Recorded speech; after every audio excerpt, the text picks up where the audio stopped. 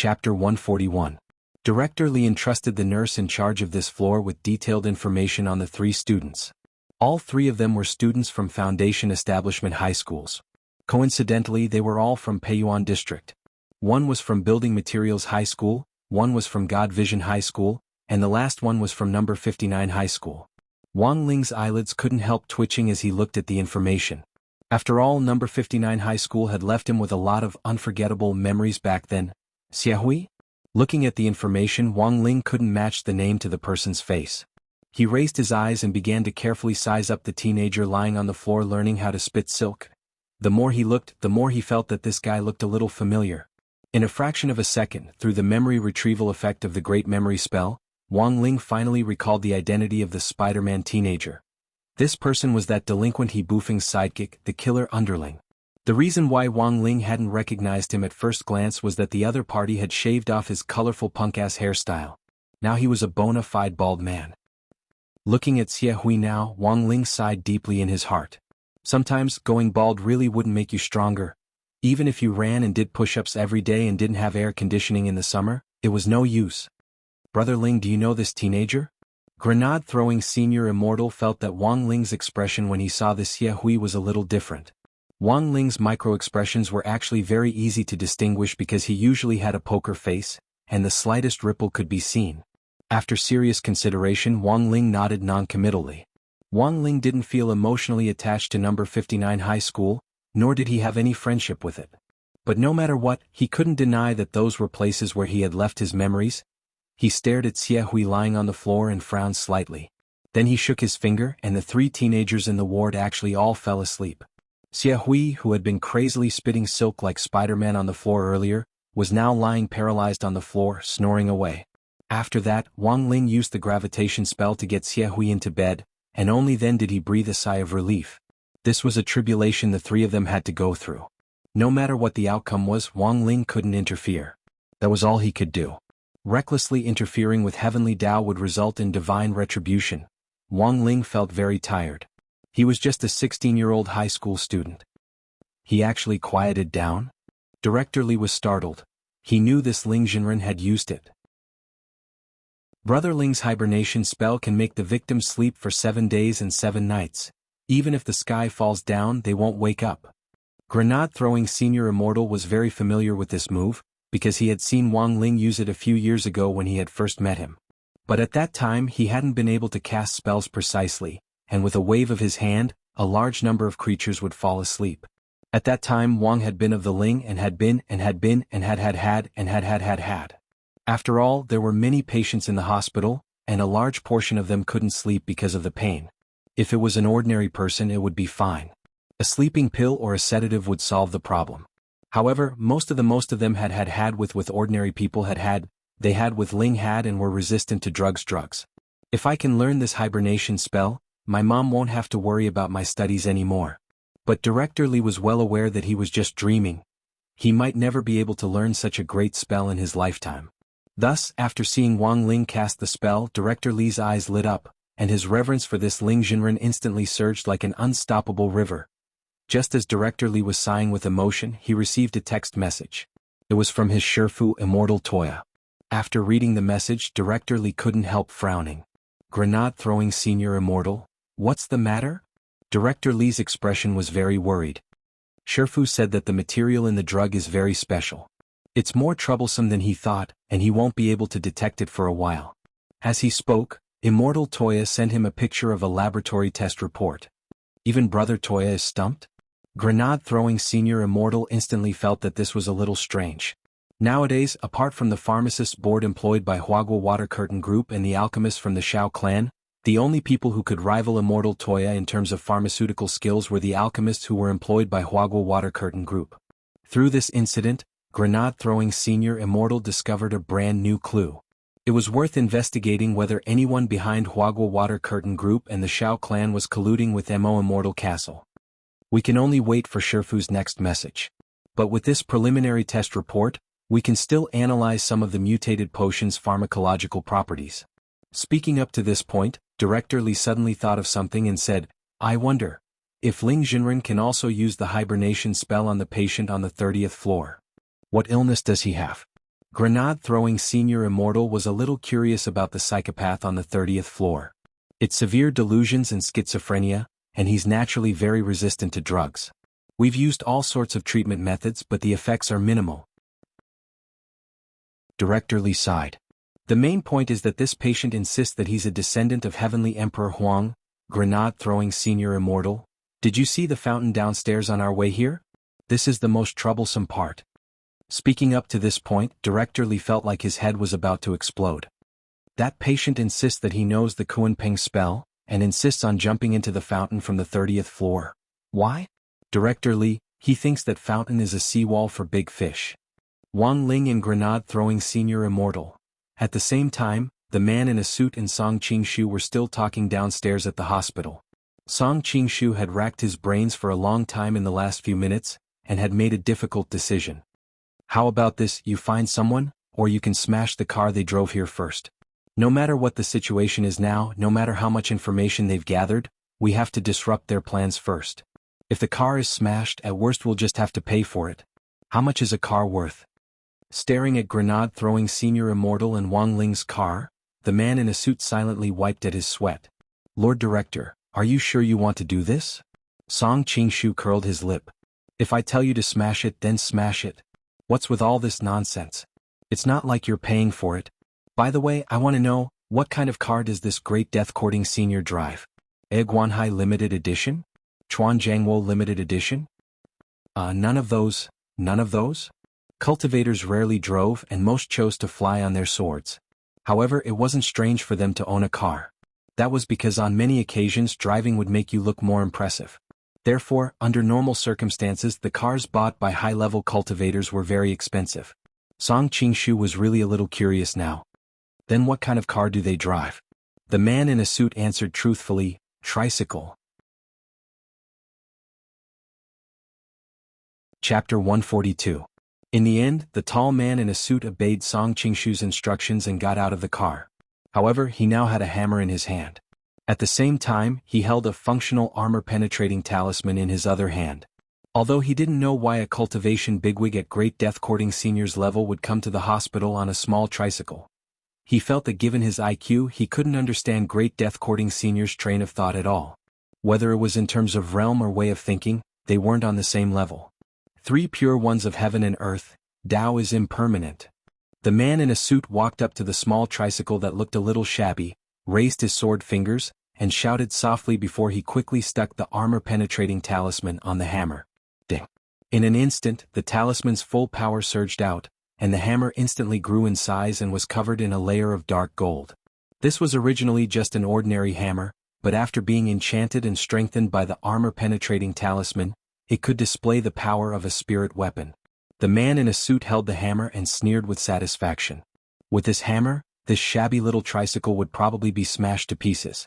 However, just as he was about to further destroy the tricycle, he unexpectedly heard a girl's voice in his ear.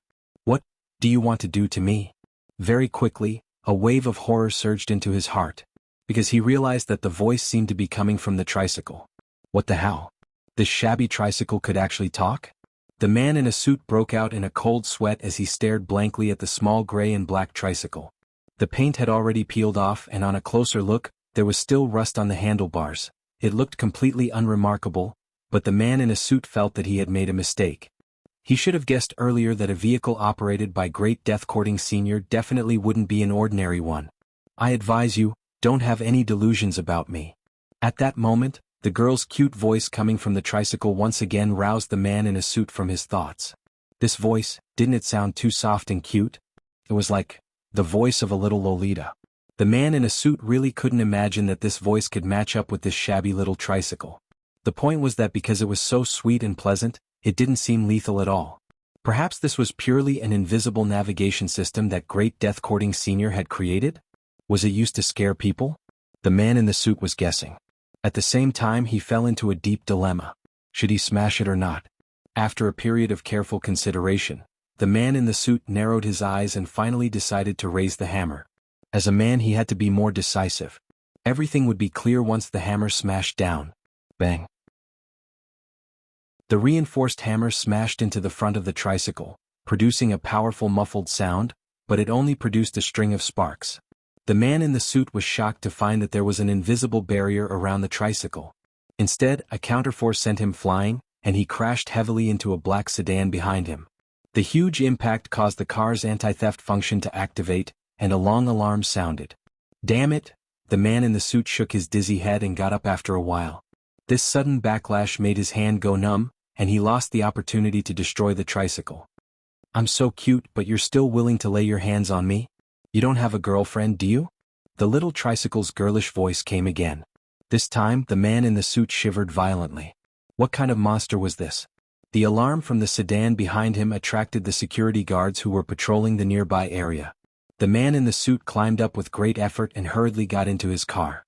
He endured the sharp pain in his head, stepped on the accelerator, and drove away from the scene at top speed. Now the man in the suit couldn't care less. He didn't even have time to think about what the hell that tricycle was. He only felt that his head was hurting. He suspected that he had a concussion from the rebound just now. What a joke. He was a golden core stage cultivator. Getting a concussion from the rebound of a broken tricycle. No one would believe this, right? He stepped on the accelerator and directly drove to the hospital entrance. He didn't even pay the parking fee. With a bang, he directly broke through the guardrail and rushed out. The security captain was frightened by this sudden scene. He was so angry that he slammed the table and jumped up. It was said that the richer one was, the more stingy they were. This was indeed true. This bastard was driving a Maybach, but he didn't even pay the parking fee. However, what made the security captain even more frightened was that just as he watched the Maybach speeding out of the hospital area, behind the Maybach, a tricycle quickly followed at the speed of a meteor. It was F*King driverless? On Baohua Road in front of the second hospital, the man in the suit quickly drove to the highway. After a few minutes of calming down, he felt that his headache had eased a lot. However, it was obvious that the man in the suit didn't realize the seriousness of the problem. He cast a sidelong glance at the rearview mirror. The man in the suit's face instantly became extremely pale. F*CK. That tricycle actually caught up by itself. Was this car made in Cybertron? Virum. The sound of the motor roared, and the man in the suit began to accelerate. However, the tricycle behind him was still hot on his heels. Just like that, a Maybach and a tricycle performed a fast and furious performance on the highway. The man in the suit found that whenever he accelerated, the tricycle would also accelerate. His Maybach's speed was close to saturation, a full 300 kilometers per hour. The scariest thing was that the speed of the tricycle was obviously not limited to this, and the distance between them was getting closer and closer. Not far away, a police car was parked. A traffic police captain leaned comfortably against the side of the police car and took out the newly issued speed detector from his pocket. Whoosh, whoosh. Two sounds and two streaks of light almost instantly flew past him. Boom. The traffic police captain was shocked to find that the speed detector in his hand had actually exploded. F*CK. Racing so early in the morning? Do you want to die? The traffic police captain roared angrily at the two streaks of light, and quickly took out his walkie-talkie. Attention all units. There are two cars racing on the Huan Highway. They have exceeded the maximum speed limit. Please stop them in time. Soon a reply came from the other end of the walkie-talkie. Reporting, Captain. These two people are too fast, we can't stop them. Did you see the car type clearly? Inform the municipal bureau to get the surveillance cameras to check the license plate. The first is a Maybach, the other? At this point, several traffic police officers on the other end of the walkie-talkie exclaimed, F*CK. Captain, it's a tricycle. A tricycle is chasing the Maybach. Reporting, Captain. The tricycle has overtaken the car. Chapter 143. After learning about the situation at Second Hospital, they went downstairs accompanied by Director Li. Grenade-throwing Senior Immortal frowned deeply. It seemed that he hadn't relaxed since entering the hospital building. Director Li, I'll have to trouble you to take good care of these three children. Lei Morin will definitely get to the bottom of this matter. Senior Immortal, don't worry. Even if you don't say so, I'll do my best. This bunch of profiteers who make these three unmarketable products are really hateful. Director Li nodded. He knew that it wouldn't be easy to investigate this matter. Because the other party had a lot of means to make money, they had immediately gone through private procedures to give each family a sum of money that they couldn't refuse as compensation. But whether it was Director Li or Grenade-throwing Senior Immortal, Both felt that this compensation wasn't a reason to prevent the truth from being revealed. Students who were still in the foundation establishment stage, these were the future hopes of the country, but now they were being used as lab rats for human experiments. Although on the surface it seemed that there were only 3 students who had problems, there was still a lot of darkness behind the scenes. It was really frightening to think about it. When they reached the entrance of the hospital, Director Lee stood at the door and bowed. But please be careful, Senior. The force behind this group is very powerful. My Shifu knows that you've been investigating this independently, and is actually very worried. If you need help, you can say so in the group. If everyone works together, there won't be any problems. Brother to said this? Asked grenade-throwing Senior Immortal. Yes. These are my Shifu's exact words. Replied Director Lee. Tell brother to rest assured. If I really can't solve this problem, I'll definitely ask for help. Grenade-throwing Senior Immortal smiled. Actually, I'm very thick-skinned. Good luck, Senior. Director Lee nodded, then bowed at the door. I still have some matters to attend to in the building, so I won't be seeing you out. Grenade-throwing Senior Immortal nodded. Go ahead, Director Lee. If there's any progress on the drug test, contact me at any time. Grenade-throwing Senior Immortal sighed the whole time as he left the hospital. After this investigation, Grenade-throwing Senior Immortal felt that perhaps these children hadn't intended to drink the potion, and had most likely been duped. Nowadays, it was too easy for those black-hearted educational institutions that devoured human flesh and blood to sell their so-called brain-nourishing products during the tutoring process. The unfortunate and pitiful ones were ultimately these ignorant and young children. Initially, Wang Ling had wanted to hand this matter over to the forum owner in front of him to handle, but it was very obvious that this forum owner was already badly battered by the mess that had followed. Ever since he had met grenade-throwing Senior Immortal, Wang Ling had never seen a man look so dejected. Immortal Castle was too mysterious and liked stirring up trouble too much. Grenade-throwing Senior Immortal couldn't rely on his chivalrous spirit to solve problems like he usually did. Wang Ling felt that Immortal Castle's problem was already pressing. And the most important factor was that this organization had already affected his comfortable life, both openly and secretly. When he left the hospital building and returned to the parking lot, he noticed signs of a fight. After the talisman was used, it would leave behind a special smell that other people couldn't smell, but Wang Ling's sense of smell was very sensitive. His pupils opened, and the scene in front of him began to flow backward. The Heavenly Eye had a flashback ability that allowed him to see what had happened half an hour ago. However, it was only limited to what had happened half an hour ago. Wang Ling transmitted the scene into grenade-throwing Senior Immortal's mind, and the man was taken aback. What the hell? Brother Ling, your little tricycle can talk? That didn't seem to be the point. The point was, who was this man in a suit driving the Maybach? Why the hell did he smash the tricycle with a hammer? In the end, it had even bounced off. Grenade-throwing Senior Immortal carefully observed the flashback image transmitted by Wang Ling, and the expression on his face began to change. Finally, his eyes instantly widened as he remembered. He had seen this man in a suit before. This was the person from Immortal Castle. The supervisor's subordinate. We're being watched? Grenade-throwing Senior Immortal clenched his fists angrily. This bunch of idiots were really all pervasive, huh? Were they eels? Not far away, the security captain saw the two of them arrive, and hurriedly walked over and pointed to the little tricycle. Gentlemen, this is your tricycle, right? While you were gone just now, this tricycle actually chased after a Maybach. I don't know what happened, but it came back on its own just now. Grenade-throwing Senior Immortal. After hearing the security captain's words, Grenade-throwing Senior Immortal felt that he was still too naive. He had thought that this little tricycle was just an ordinary means of transportation. Brother Ling hadn't enlightened this thing, had it? Congratulations, you're right. The security captain said helplessly. Even if you're Director Lee's friends, this tricycle and the absconding Maybach did indeed affect the other cars in our parking lot. Gentlemen, how should we deal with this? At that moment, a burly man in sunglasses leaned over. Wang Ling and Grenade-throwing Senior Immortal had already seen the Heavenly Eye flashback image, and immediately knew that this was the owner of the car that the man in a suit had crashed into after being sent flying. Were you two the ones who damaged my car? Asked the man in sunglasses. You can't say that. It was that Maybach guy who damaged your car. How can you blame us? Grenade-throwing Senior Immortal glanced at the black supercar the man was driving. It was a limited edition Bugatti. The headlights had been smashed by that F*** King idiot from Immortal Castle. Repairing these two headlights would cost at least 100,000 yuan.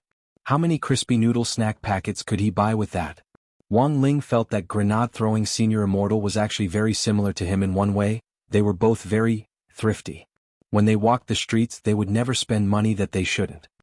I don't care that Maybach guy has already escaped and I can't catch up to him. But you're also indirectly responsible. The man with the sunglasses crossed his arms and his biceps bulged out, causing the white shirt he was wearing to stretch out. Actually, I'm not the owner, I'm just the driver. Do you know who the owner of this car is? If I say it, you'll be scared to death. Oh? Scared to death? Grenade-throwing Senior Immortal thought it was funny. Do you know Secretary Sun of the Alliance of 10,000 Schools? One of the 10 meritorious figures who founded the nation back then. The man in sunglasses sneered slightly. My master is a legend at number 60 high school, and has already reached the golden core stage at such a young age. Hearing this, Wang Ling already had a bad feeling. He's the person who recently relied on his keen insight to prevent 2 assassination attempts by Shadow Stream. Now he's Secretary Sun's favorite, the youngest director of the general administration of 100 schools in history, Audiobook. Let me ask you, are you afraid?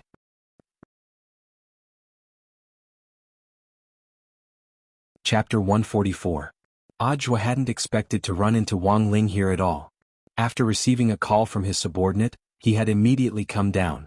Mr. Zhua, these 2 people broke your car and refused to pay for it no matter what. Don't you think it's too much? Do you want me to call a lawyer? The man in sunglasses wanted to ask if he should call a lawyer, but before he could say anything, he noticed that Audiobook's gaze was already fiercely on him. There was something wrong with the plot. The sunglasses man broke out in cold sweat. Do you know who this is? Audiobook pointed at Wang Ling. He's my Shifu. So what if he was hit by his master? That was just master's caress. Sunglasses man, grenade-throwing Senior Immortal, Wang Ling. His face full of excitement, Audiobook stepped forward and grasped Wang Ling's hand. Shifu, your disciple has been looking forward to meeting you day and night, and I finally get to see you. Wang Ling knew that he had been completely blackmailed by Audiobook.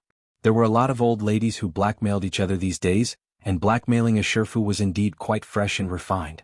Not long ago, Wang Ling had heard a short story about a little girl who had run into an old lady who had fallen on her way to school. The little girl had kindly helped the old lady up, but the old lady had insisted that the little girl pay money. At that moment, the little girl had calmly stood up and slapped the old lady, saying, "I'm underage anyway." Then he left. At that moment, Wang Ling actually really wanted to imitate what the little girl was doing. Yup, he's only 16 years old. In theory, he's still a minor. But after this slap, he felt that this guy would definitely die on the spot, right?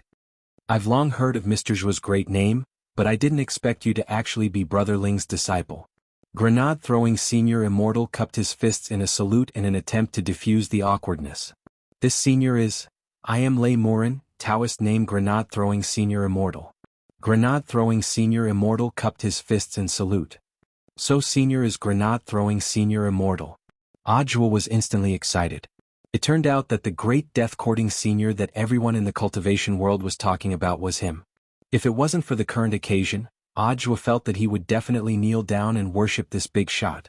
I've long heard of your great name. I didn't expect to meet you here today. Grenade-throwing Senior Immortal rubbed his head a little embarrassedly. Am I that famous? Where did Mr. Zhua hear this news? Audiobook thought for a bit and immediately replied, Cultivation Story Club, bosom friend for 500 years. Grenade-throwing Senior Immortal, Grenade-throwing Senior Immortal, why is Mr. Zhua here? Speaking up to this point, Audiobook looked around cautiously, then pointed at Hospital Block No. 2 next to the night duty hospital, and said in a very low voice, I'm here today to visit an old leader on behalf of our general administration of 100 schools. This is old Chief Chin of the former Cultivation Police Department. Then he pointed at his head and shook his head. Grenade-throwing Senior Immortal, is there something wrong with his head? Audiobook and the man in sunglasses, Audiobook. It's dementia. Wang Ling raised his eyelids slightly. Not long ago, the old man's dementia had gotten better with great difficulty. He didn't expect to meet one today. As it turned out, mental disorders were a tricky problem for both cultivators and ordinary people. As it turned out, this thing really couldn't be cured with medicine. Grenade-throwing Senior Immortal looked at Hospital Block No. 2 and frowned deeply. I've dealt with this old Chief Chin before. 2 years ago, in order to safeguard the welfare of the working people at the bottom of Wind Factory, he rushed into the factory alone and overturned more than 10 excavators. Wang Ling, I've always felt that old Chief Chen's temperament is actually quite similar to mine. Grenade-throwing Senior Immortal said, I'll go ask Brother Toya later and see if he has any special treatment methods. Hearing this, Ajwa immediately bowed. On behalf of old Chief Chen, I thank Senior Immortal for your help. It's no big deal, it's just a small problem. Grenade-throwing Senior Immortal smiled slightly. Today, Ajwa felt that his luck was really off the charts. He was actually able to meet two seniors whom he had admired for a long time at the same time. However, Ajwa also realized that when these two people were really standing in front of him, he didn't even have the courage to ask for their WeChat. He had just met them, but they were already clamoring to add each other's WeChat. What if the seniors thought this was a form of disrespect and left a bad impression? What if the seniors rejected him? How embarrassing would that be? What if the seniors didn't use WeChat? Wouldn't that be too rash? What if Ajwa struggled for a long time in his heart? At that moment, police sirens screeched outside the hospital, and 4 police cars drove into the parking lot one after another, instantly surrounding Wang Ling and the others. The security captain knew Ajwa's identity, so he took advantage of a gap to explain the current situation to Ajwa. It was still about the small tricycle chasing after the Maybach. The security captain had heard that the tricycle had overtaken the Maybach on the highway, which was a serious violation of the speed limit. Then the traffic police had checked the route on surveillance cameras and chased them here. It looks like they're here to make trouble for us, Brother Ling. Grenade-throwing Senior Immortal's eyes were as calm as still water. It was just a few police officers and they couldn't scare him at all. Although he wasn't afraid, the situation was indeed very troublesome. In a law-based cultivation society, realm didn't mean everything. Even if a soul formation cultivator broke traffic rules and the law, whether it was an immortal sword or a car, they still had to be detained. Those who had to go to jail still had to go to jail. Grenade throwing was very famous in the online cultivation circle, but the police wouldn't buy it. Wang Ling was also very vexed. The small tricycle sheep had always had the temperament of a child, and her temper was a little unstable. Sometimes when she was naughty she couldn't be controlled at all. Looking at this group of traffic police whizzing over, Wang Ling was instantly a little vexed. Next to him, Ajwa's eyes lit up. He knew that this was his chance to shine. Are Shifu and Senior worried about this? Ajwa asked. Grenade-throwing Senior Immortal, can you handle it? Ajwa gave him a thumbs up. It's just a bunch of police uncles. It's just a small problem. Senior, watch me. As soon as he said this, the traffic police captain who had been on the highway earlier had already gotten out of the police car in a threatening manner and slammed the car door shut with a paw. With several police officers behind him, he quickly found the tricycle suspected of speeding, and his gaze swept over the people around them. Whose car is this? Under Ajwa's intense gaze, the man in sunglasses didn't dare speak at all. It's mine. Then in the next moment, Ajwa puffed out his chest and stepped forward. At that moment, both Wang Ling and Grenade-throwing Senior Immortal could feel the dazzling holy light radiating from Ajwa's back. Not only could he bear the white pot, he could also bear the black pot.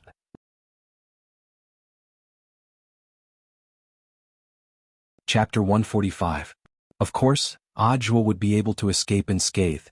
Songhai City's general administration of 100 schools was personally promoted by Secretary Sun Dakong.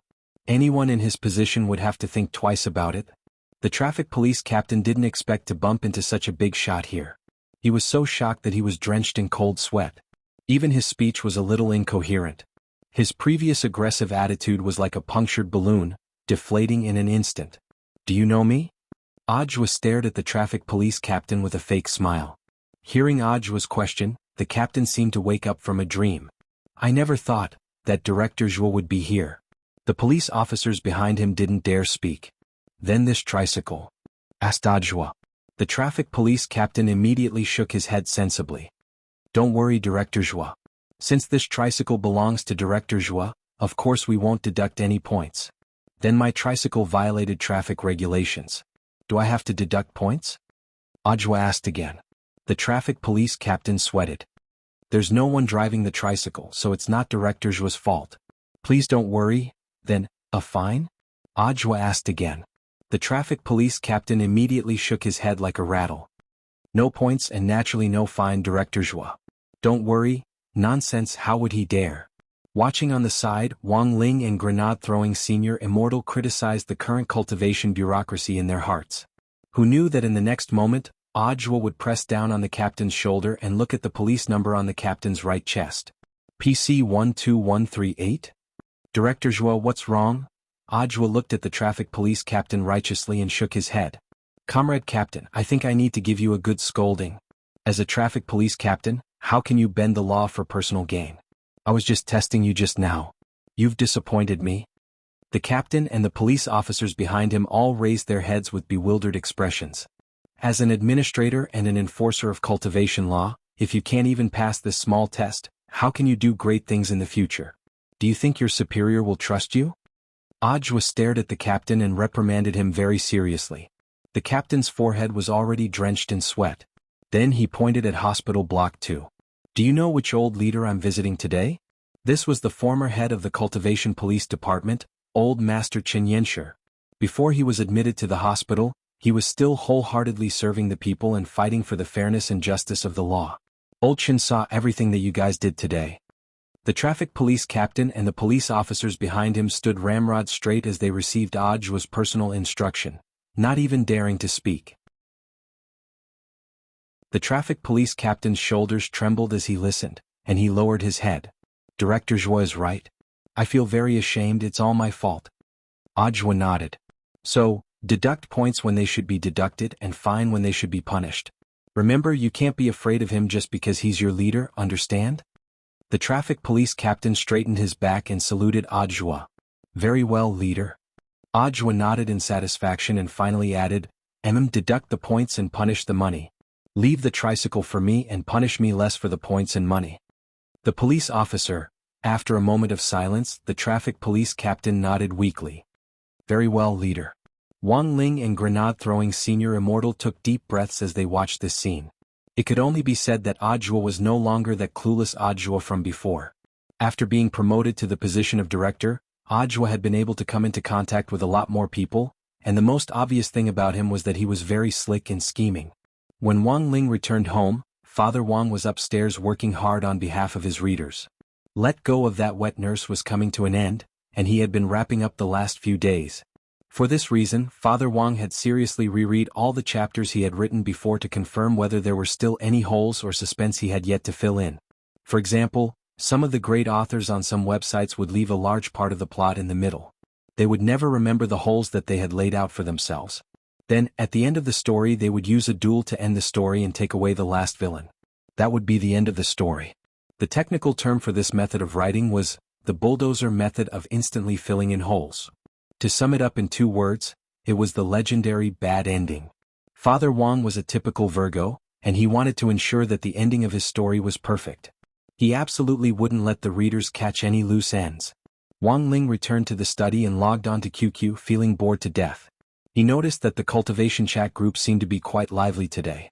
The main reason was that grenade-throwing senior Immortal had exposed Wang Ling's taking in a disciple on his way back.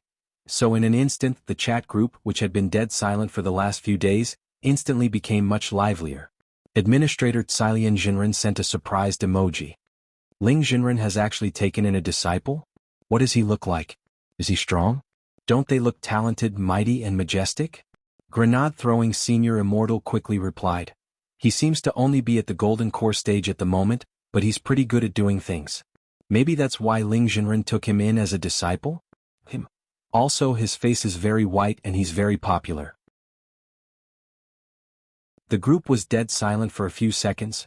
Bueling Blade Immortal immediately jumped out. F***K. So, being very white and popular is Ling Jinren's criteria for choosing a disciple? Tsilian Jinren couldn't help ridiculing him. What's the use of being very white and popular nowadays? The key is to have freestyle. Grenade-throwing senior Immortal, Wang Ling, the group was chatting happily. At this time, 9 times in one night, suddenly sent a post to the group. Look at this post. I saw it in the Gossip World section of the Cultivation Forum. It mentions grenade-throwing senior Immortal and Ling Jinren. Wang Ling stared at the link and was silent for a long time. He had a bad feeling about this. This was a post that had been posted half an hour ago. The ID of the poster was Super High School Director. Just by looking at the name, Wang Ling already knew who this guy was. The subject of the post was, Today I actually saw grenade-throwing senior Immortal and the legendary Ling Jinren in person. They're two of my 4 favorite seniors in the forum. As their little fanboy, I'm really super excited. I finally achieved 2 of my 4 greatest achievements in life. Someone asked, then dare I ask Your Excellency, what are your 4 greatest achievements in life? That poster's answer was as follows. Silian Jinren's Little Punch, 0-1, Grenade-throwing senior Immortal's Bazahii, 1-1, Immortal Toya's Black Pineapple 0-1, the last one, Ling Jinren's Kiss, 1-1.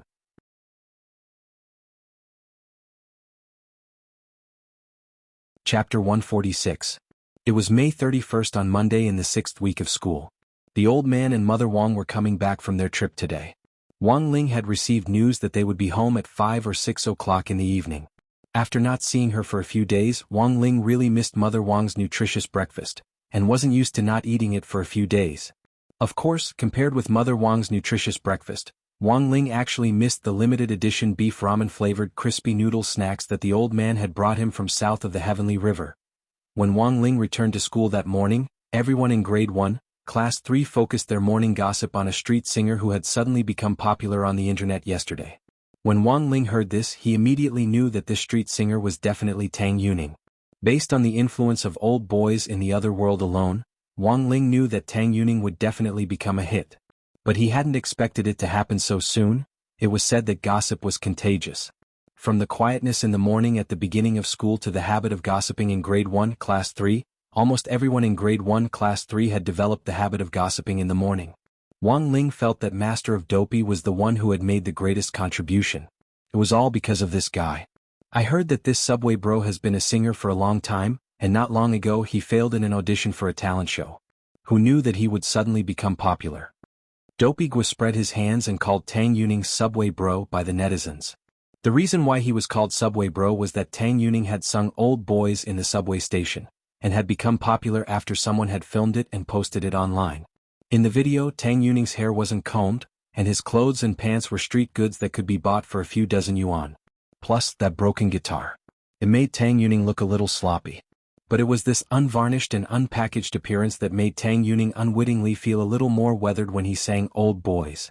In the video, it could be seen that as soon as Tang Yuning opened his mouth, many passers-by couldn't help stopping to listen. Everyone fell into an intoxicated state. In fact, apart from these, Tang Yuning's appearance was still very delicate. His slightly thin figure made most young people somewhat envious and yearned for it. Although this era didn't discriminate against fat people, people's aesthetic standards were still limited to bony beauty. As the girls in the class watched the video, they couldn't help but reveal a somewhat intoxicated expression on their faces. Tang Yuning was really too handsome. What kind of person was he? What kind of experiences did he have? To be able to write such a song? Of course, he didn't really care about Tang Yuning.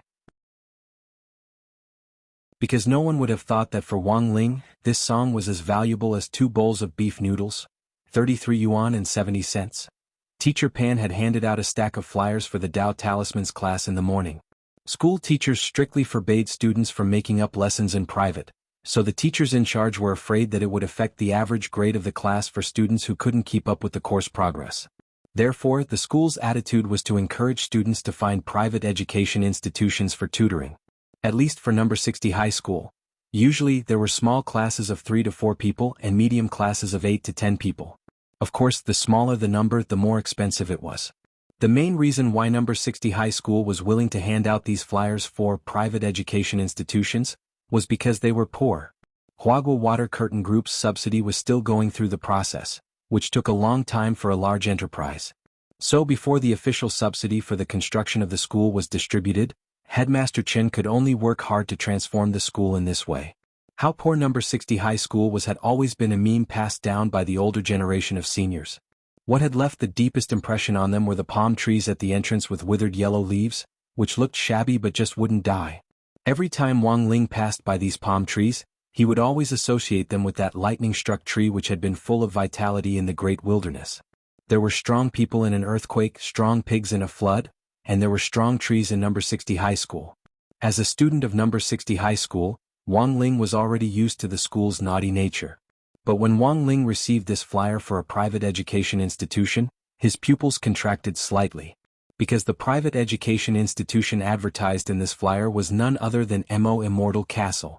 Had they taken a fancy to number 60 high school and come here to sell fake medicine? Wang Ling stared at the flyer and was lost in deep thought. Today, there was a new patient on the 18th floor of secondary hospital's night shift building. The patient had been sent over from the emergency room yesterday.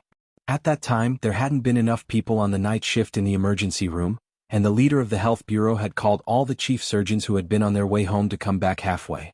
Director Li had only been summoned by the hospital leader at 2 or 3 o'clock in the morning after returning home.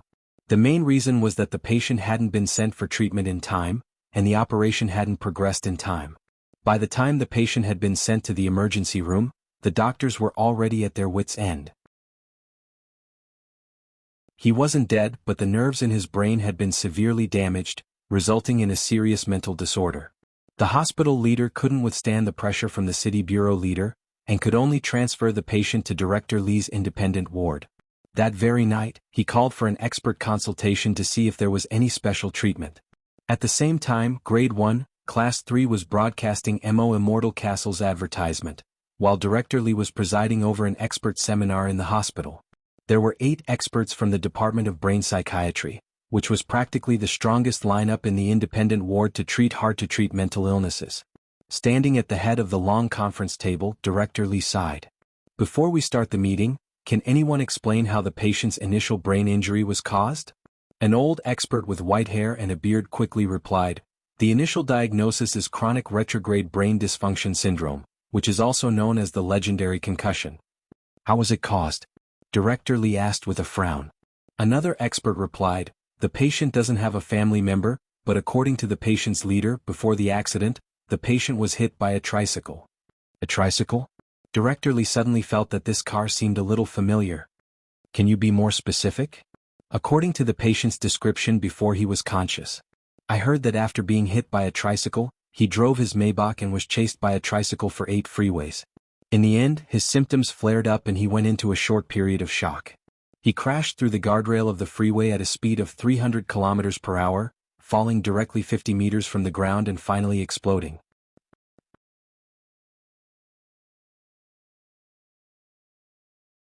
Chapter 147. Song Qingshu had never expected that the subordinate he had sent to keep an eye on him would come back in such a state. After being hit by a tricycle truck, being chased for 8 whole blocks while suffering from a concussion, and finally falling off the highway due to intermittent brain shock. Song Qingshu felt that the plot was basically, the Grim Reaper is coming. This tall man in a suit was called Fang Yan, and Xiao Fang had been working with Song Qingshu for a long time. Therefore, after Song Qingshu learned that Xiao Fang was injured, he immediately used his connections to arrange surgery for Xiao Fang as soon as possible. He directly skipped the tedious process of registering. Sometimes saving time could really save a life. If he had waited for another registration time, Xiao Fang might really have died. But even so, Xiao Fang still missed the golden treatment time. After the expert meeting, Song Qingshu stood at the door and waited for Director Li to appear. Several old experts followed behind Director Li, shaking their heads and frowning as they sighed. After the discussion in the meeting just now, they hadn't come up with an effective way to treat the man in the suit, Fang Yan. As soon as he saw Director Li, Song Qingshu immediately went up to him and held his hand tightly. Hello, Director Li. Is there any new discussion? Director Li shook his head regretfully. Well, not at the moment. To be honest, Mr. Fang's mental disorder is more serious than we thought. He's infinitely close to a vegetable. Infinitely close to a vegetable? Does that mean he hasn't completely reached the stage of a vegetable? Doesn't that mean he can still be saved? Mr. Song, you've misunderstood. Director Li looked at his watch and then looked at Song Qingshu seriously. What I mean is, Mr. Fang still needs an expert's diagnosis. Just a minute ago the expert already confirmed it. Now Mr. Fang is already a vegetable. Song Qingshu, is there no other way? Acupuncture with golden needles. Medicinal bath treatment. Money isn't a problem. Director Li, Mr. Song, you have to understand that the nerves in the brain are quite complicated. Perhaps cultivators can use some methods to speed up the recovery of internal organs and skin injuries. However, brain problems, especially involving nerves, are the same for cultivators and ordinary people. Once injured, it's very difficult to cure. Acupuncture with golden needles and medicinal bath treatment, these common folk remedies in cultivation novels, how can they work? Song Qingshu, Director Lee, once, the hospital sent a nascent soul-stage patient with cerebral hemorrhage. Our hospital prepared to perform a craniotomy on him. The operation lasted for 8 hours, but in the end, the patient's skull wasn't even cut open. Song Qing-shu, just like that, after the great sage, the second sage, and the defected third sage, Song Qing-shu once again lost a trusted general who could fight. Although Xiao Fang was only an assistant, he had indeed helped Song Qing-shu solve many of his problems. Most importantly, even if Song Qing-shu wanted to take revenge, he felt powerless. Because that tricycle belonged to grenade-throwing senior immortal and that teenager. Why? Why did it have to be these two? Song Qing-shu felt that he really shouldn't have taken the initiative to provoke him. Xiao Fang wouldn't have ended up like this if he hadn't directed this. After a busy morning in the secondary hospital, Song Qing-shu returned to the office in the afternoon to find that he still had a lot of work to do. He received a text message on his watch. It was from the lady of the castle, who was the Lord's personal secretary and had been with him for many years. As long as it was something she didn't really want to manage, be it big or small, she would handle it. But it was worth mentioning that this lady of the castle was very mysterious. Even Song Qing-shu, a veteran employee of Immortal Castle for many years, had never seen her face. She was a mysterious woman. The only thing Song Qing-shu knew about the lady of the castle was that she was very strong, far stronger than he was. Song Qing-shu even felt that even the 10 saints might not be this lady's match. When Song Qing-shu saw the text message from the lady of the castle, his mood was actually very complicated. Since Third Sage's defection, the lord of the castle had been very dissatisfied with his work. Previously he would still communicate with the lord on the phone, but recently he had left everything to the lady to handle. Song Qing-shu knew that he was now in a very dangerous situation because in Immortal Castle, once you were deemed to be a worthless person, the usual outcome was death. Over the years, Song Qing-shu had helped the castle deal with some worthless people, but he had never thought that one day he would face the same problem as these people. Working in Immortal Castle didn't give him any face, value was everything. The lord of the castle never liked to do business at a loss. Somewhat fearful, he opened the text message from the lady of the castle. The content of the message was very simple. The lady was asking about the trial of Immortal water. This was the potion that had caused the 3 Foundation Establishment high school students to mutate and become delirious. Song Qing-shu was well aware that this was his last chance. No matter what, he had to do it beautifully. After thinking about how to phrase his words, Song Qing-shu quickly replied, "Don't worry, lady. Everything has been arranged. I've already ordered people to secretly promote the trial of Immortal water." Less than a few microseconds after sending the message, the lady instantly replied with the speed of her hand, which she had been single for several thousand years. "That's good. This time, the Immortal water has been modified to reduce the risk of mutation. However, we still need to find people to conduct human experiments. How are the 3 students who had problems with their bodies?" Song Qing-shu thought for a while, but in the end didn't reveal the matter of grenade-throwing senior immortal and that youngster. He replied, "Don't worry, lady, I've given them hush money and arranged for them to stay in a separate ward in the hospital. Nothing will get out." The lady quickly replied, "I know everything you're doing now. Yesterday, someone already came to the hospital to find out about the 3 students, right?" When Song Qing-shu saw the message, he couldn't help breaking out in a cold sweat. The lady then sent another message. "You don't need to be nervous. As long as this matter hasn't been exposed by the media, you won't be in danger for the time being. If you do a good job with the trial of Immortal water, you can completely make up for your previous mistakes. The lord of the castle still believes in you, so he hasn't given up on you right away." Song Qing-shu, "Thank you, lady. I've already contacted a school to promote Immortal water as an educational institution." The lady, "No need to thank me. That's right, what's the name of this school? You can find someone to test it first, in case something goes wrong."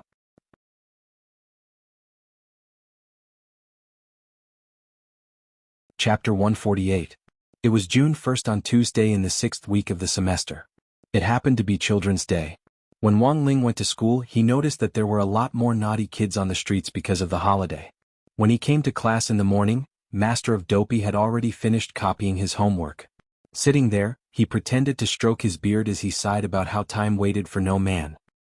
I'm old. I'm old. I don't even have Children's Day anymore.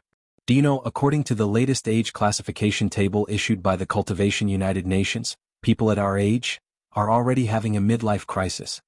Speaking up to this point, Super Chin inexplicably started to feel a little sad. He felt that he actually looked quite sunny and not very old-fashioned. Because he was addicted to fitness and sports every day, he had a body full of muscles that boys were envious of. Sexy muscles and lines would add points to a boy's temperament. But even so, when he had been on the subway this morning, a cute little boy of 4 or 5 years old had still called him Uncle. Uncle. At that time, Super Chen's heart had felt like it had been struck by lightning. His entire body had been electrocuted. This feeling was as bad as your girlfriend grabbing your lapel and seriously asking you who you should save first if you and your mom fell into the water at the same time. Uncle my ass. At the very least, you should call him Big Brother. But after Super Chin reacted, he felt that this analogy wasn't very appropriate, because he didn't have a girlfriend.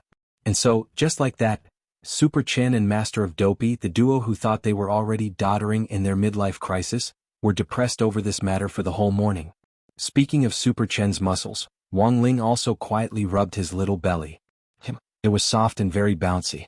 Wang Ling analyzed the reason for his bulging belly.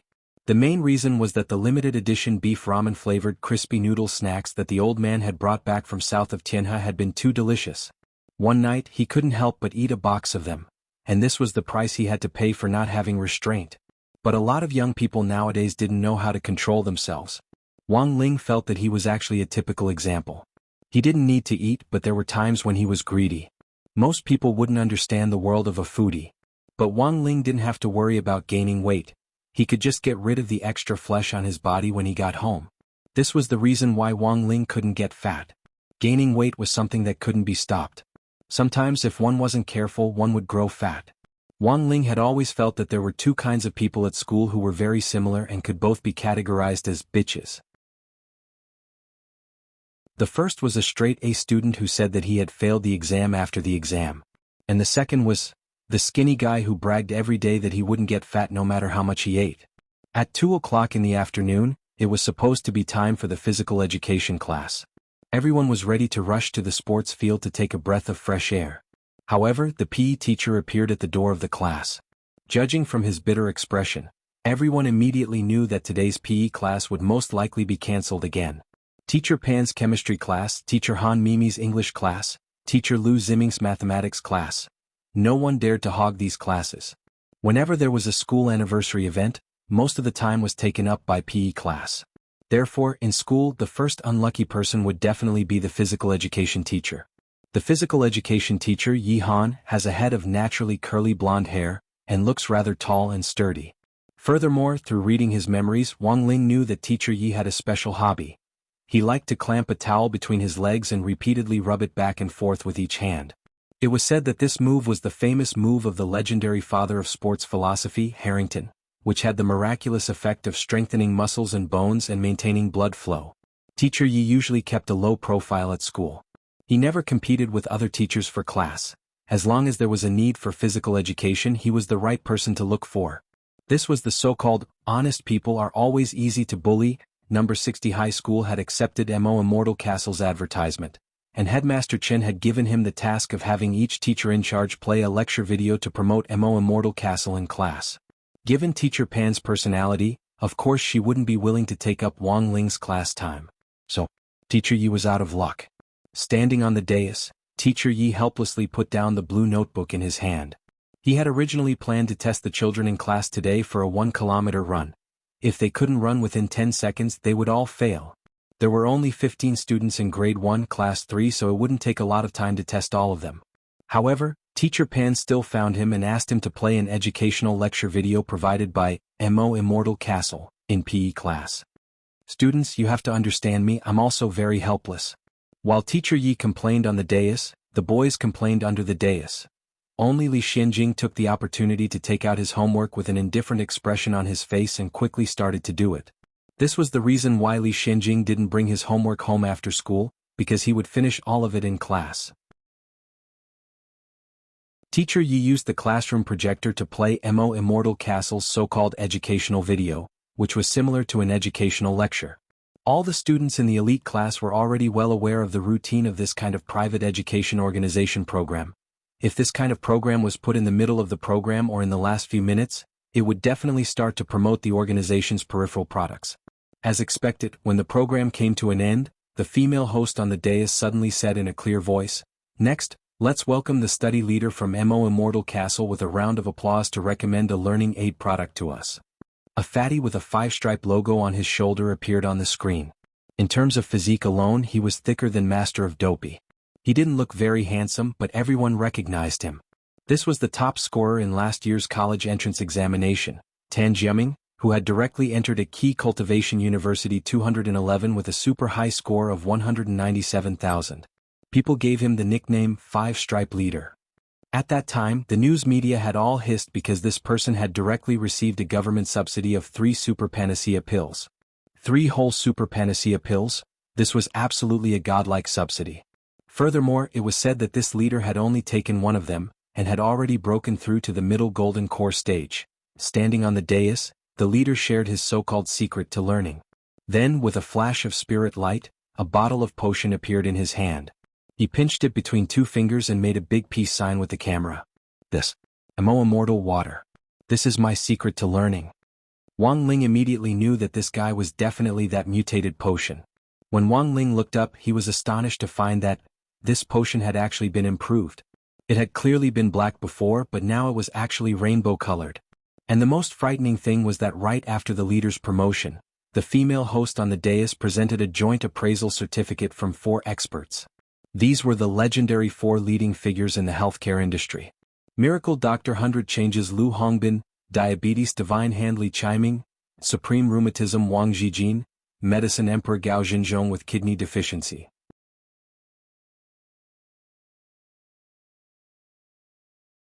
Chapter 149.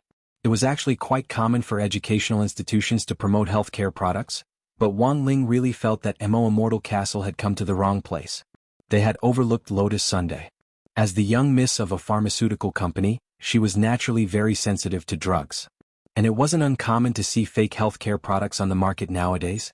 She hadn't heard of any of the 4 experts in the video advertisement, so she was a little worried. During the break between classes, Lotus Sun called steward Lin San. "Lu Hongbin? Li Chiming? Wang Zhijin? Gao Xinzhong?" On the other end of the line, old butler Lin frowned. His expression was a little serious. "Eldest miss, are you sure that these 4 people were mentioned in the video?" Lotus Sun nodded. There's no mistake." Old butler Lin fell silent. These 4 people often appear on some late-night health programs, pretending to be experts. Actually, he didn't have a physician's qualification certificate. People gave me the nicknames of Eastern Medicine, Western Lunatic, Southern Virtuous, Northern Mongolia. Lotus Sun was a little anxious.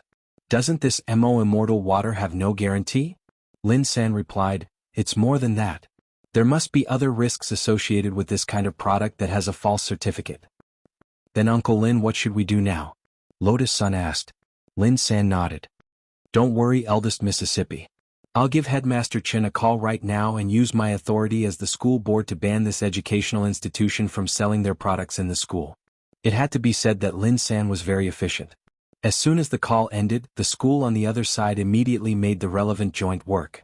Song Qingshu was anxious. He called Headmaster Chen's office. "Headmaster Chen, you took our advertising fees. How can you go back on your word?" Headmaster Chen had an apologetic expression on his face. "We've already released the video advertisement in all the classes in the school. It's just that the board of directors of our number 60 high school doesn't think it's very reliable to sell Immortal water in school, and they're afraid of taking the risk. Do you want me to refund you the money?" Song Qingshu's expression darkened. "I don't care. Give me the director's phone number. I'll call them right away." Headmaster Chen said helplessly, "Mr. Song, it's better if you don't waste your energy. Our board of directors is very busy every day. You can't call them right now. They would probably have to wait in line. At this rate, it'll probably take another half a year." Song Qingshu, "Who's on the board of directors?" Headmaster Chen, "Oh, it's Sun Kaming, the CEO of Huagua Water Curtain Group. His daughter is still studying here. Don't you know Mr. Song?" When Song Qingshu heard this, he felt like crying but had no tears. This school clearly had the CEO of Huagua Water Curtain Group as a board member, but they still pretended to be poor every day. Was it a demon spirit? He wanted to report someone here for cheating advertising fees. Sometimes when people were really unlucky they couldn't even fill their teeth with cold water. Song Qingshu had only chosen the most inconspicuous school based on the statistics of the major colleges and universities in the city bureau. God knew that the young mistress of Huagua Water Curtain Group was studying there. Now that Immortal Castle couldn't sell it at school, it could already be considered half a failure. But if he stopped now it would mean that he had already lost. Song Qingshu had truly experienced the castle lord's heartlessness. Over the years, many people had died in the hands of the lord of the castle and were refined into demonic ghosts as pets. Whether it was a veteran employee who had been with the company for many years or a newbie who had just joined, as long as their performance wasn't up to standard and they didn't make any achievements, the only fate awaiting them in Immortal Castle was death. However, Song Qingshu didn't want to resign himself to his fate. He decided to run away before the mission was declared a complete failure. In a high-end luxury apartment in Songhai City, Song Qingshu was sorting out his belongings. He had used a forged ID card to buy a plane ticket, and was going abroad to hide for a while. Since Song Qingshu still hadn't been removed from his position, it wouldn't be difficult for him to create a fake identity. Furthermore, based on what he had learned over the years, Immortal Castle's current strength wouldn't be enough to chase him abroad. As long as everything went smoothly, Song Qingshu felt that his escape plan had an 80% chance of succeeding. Song Qingshu checked the briefcase for the last time and confirmed that he had brought all the fake documents to hide his true identity. Then he separated all the fake documents into a wallet. Although they were all fake IDs, they were enough to pass them off as genuine. He had already gotten the help of the brother in the city Cultivation Police's technical department to change his online identity information, so it would be foolproof even if he went online to verify his identity. There were really too many things in the apartment, and because he was pressed for time, Song Qingshu couldn't take everything with him. But he didn't have to worry about not being able to fit them all. It was much easier for cultivators to run away than for ordinary people, and an ordinary spatial magic treasure could take care of everything. In addition to the leather wallet full of fake IDs, Song Qingshu's suitcase now contained clothes, magic treasures, and some of his treasured elixirs. Song Qingshu was sure that after the lord of the castle found out that he had run away, the first thing he would do would be to block all the bank accounts under his name. Furthermore, withdrawing a large amount of cash from the bank in a short period of time would raise suspicions, so after careful consideration, Song Qingshu decided to leave with the magic treasures and elixirs. After he left the country, he could sell some of the magic treasures that he had left and used for a considerable amount of money. Everything was ready. Carrying a small briefcase, Song Qingshu had just opened the door of the apartment when he saw a tall woman in a black jacket and sunglasses with long hair down to her waist standing in the doorway.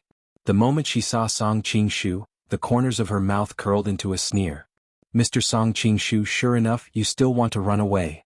"You are." Song Qingshu was stunned. This woman had to be an assassin sent by the lord or the lady. "Amazwa. I work for the lady of the castle. The lady already knew that you would run away." As this Miss Azwa spoke, she played lightly with her newly manicured nails. "Do you think you can fool the lady of the castle with this little trick of yours? There have been too many people who have run away over the years, and I can't kill them all." Song Qingshu instantly broke out in a cold sweat. He could feel that this woman was very strong. At the very least, she was at the soul formation stage. She was more than enough to kill him. "Miss Azwa, please let me go. Whatever you want, I can give it to you." Song Qingshu hugged his briefcase and trembled as he spoke. He was afraid in his heart, but he also sighed and sighed with emotion. In all the years he had held a high position in Immortal Castle, when had he ever been so submissive? Who would have thought that he would actually be reduced to this point today? "What do you think you can give me? Can't the lord and lady satisfy me?" Miss Azwa spread open her slender fingers, and Song Qingshu saw her blood-red nails emit a faint golden light. This woman wasn't carrying any magic treasures or weapons. She had actually refined her nails into magic treasures. "My nails are as powerful as a 7th class holy weapon." The woman slowly leaned over, the layer of golden light on her nails surging even more violently as she stared fixedly at Song Qingshu under her sunglasses.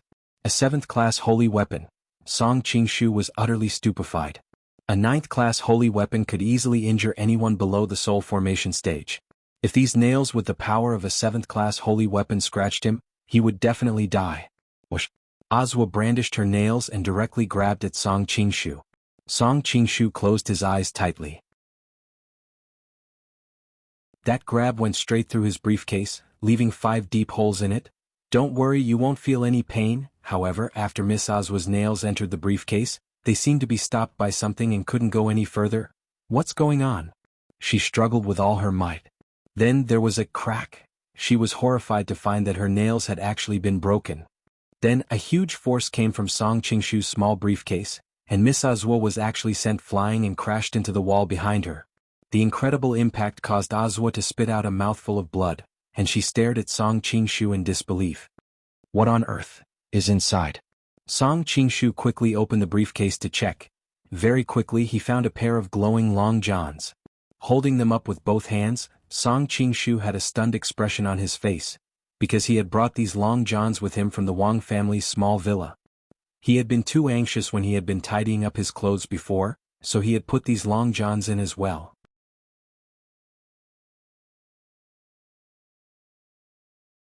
Chapter 150.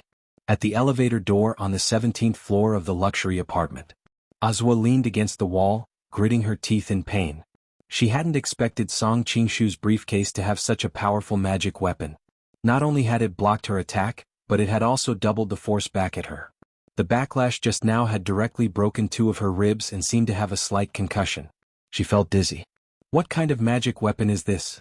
Song Qingshu raised his eyebrows and pinched the glowing long johns as he looked at Ozwa, shivering. It's long johns. Ozwa. Then, Song Qingshu glanced at the logo and immediately realized that this pair of long johns was actually made by Nokia. No wonder it was so hard. Do you think you can escape? Ozwa clutched her chest. A few years ago there was a nascent soul cultivator at the same realm as you. He thought himself clever and tried to fake his death to seize a body again. But unfortunately he was branded by the lord of the castle. As long as he was branded, the possession spell wouldn't be able to proceed smoothly. Once you enter Immortal Castle, everyone will be branded. You can't escape. Song Qingshu frowned and lowered his head to look at the long johns in his hands. He had brought these long johns from that family's villa in the wilderness. At that time, his subordinate had been so scared by the owner's terrifying spiritual pressure that he had peed himself, so the kind owner had given him a pair of long johns for him to change into. After that, he had run into that great death-courting senior outside the villa, and in the end he had also peed himself. Thus, the long johns had ended up in his hands. At that moment, Song Qingshu lowered his head in deep thought. He was surprised to find that the source of all his failures seemed to have started from that unremarkable little villa. Furthermore, that great death-courting senior had a close relationship with that family. Song Qingshu was increasingly convinced that the owner of this villa was no ordinary person. If even a pair of long johns could be refined into a magic weapon and burst forth with such astonishing power, then wouldn't stealing a kitchen knife from inside be able to split the world? Miss Ozwa, since you're already injured, I think it's better for you to hurry back and recuperate. We'll never meet again. Song Qingshu gripped the long johns tightly, then grabbed the briefcase with 5 small holes in it and turned to head down the stairs. Even though Miss Ozwa was injured, Song Qingshu didn't think he could kill her. This was the lady of the castle's right-hand man, who knew what kind of magic treasure the other party would take out. But just as Song Qingshu was about to open the door and wave goodbye, Miss Ozwa suddenly clutched her chest and slowly stood up from the ground. You want to run? At the crucial moment, Ozwa didn't hesitate to take out a multicolored stone the size of a cobblestone. Spirit energy surged out of the stone and a force separated from it. Song Qingshu found that he couldn't move forward. Wuji stone? Song Qingshu recognized the stone at a glance. This Wuji stone is a magic treasure specially developed by the castle lord. You have the mark of the castle lord on you, so it's impossible for you to escape the punishment of the Wuji stone. I was worried that something might go wrong, so I borrowed it from the lady of the castle.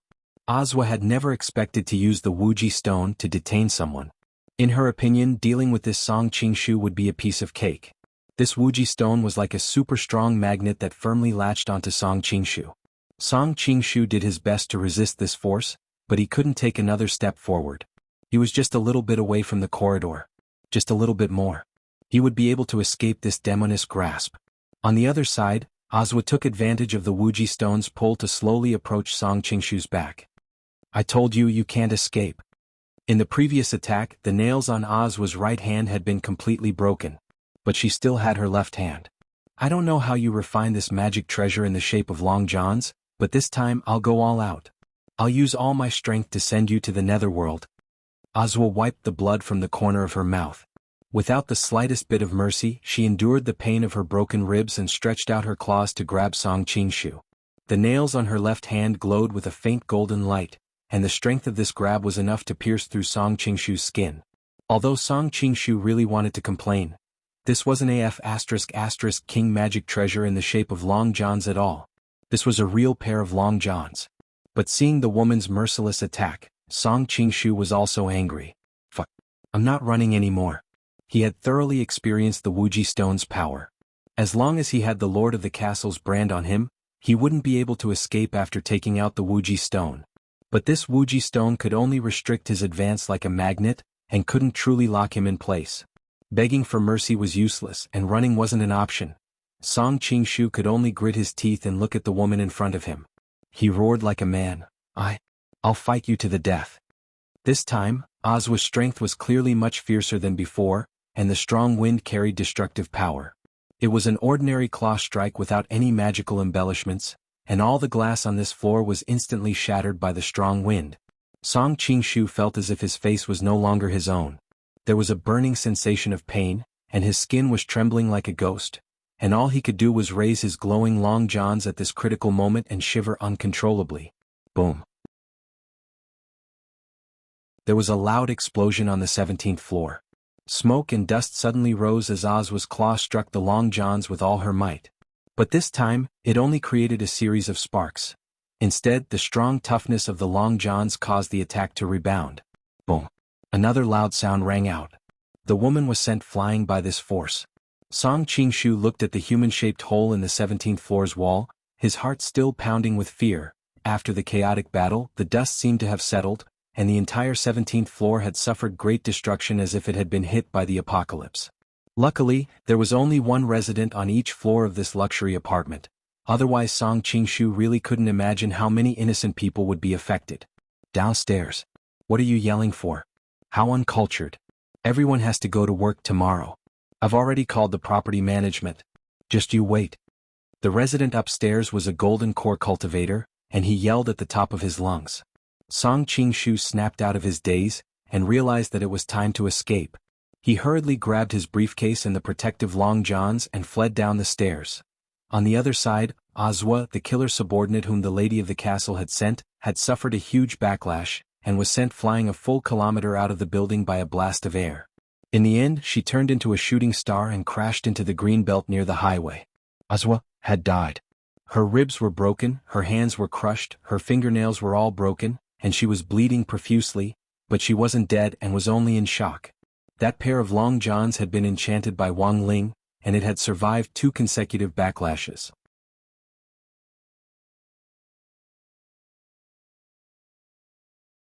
Chapter 151. It was hard to imagine how ferocious a soul formation cultivator's strength must have been to directly go into shock after suffering 2 backlashes. In the evening, Director Li received another call from his leader.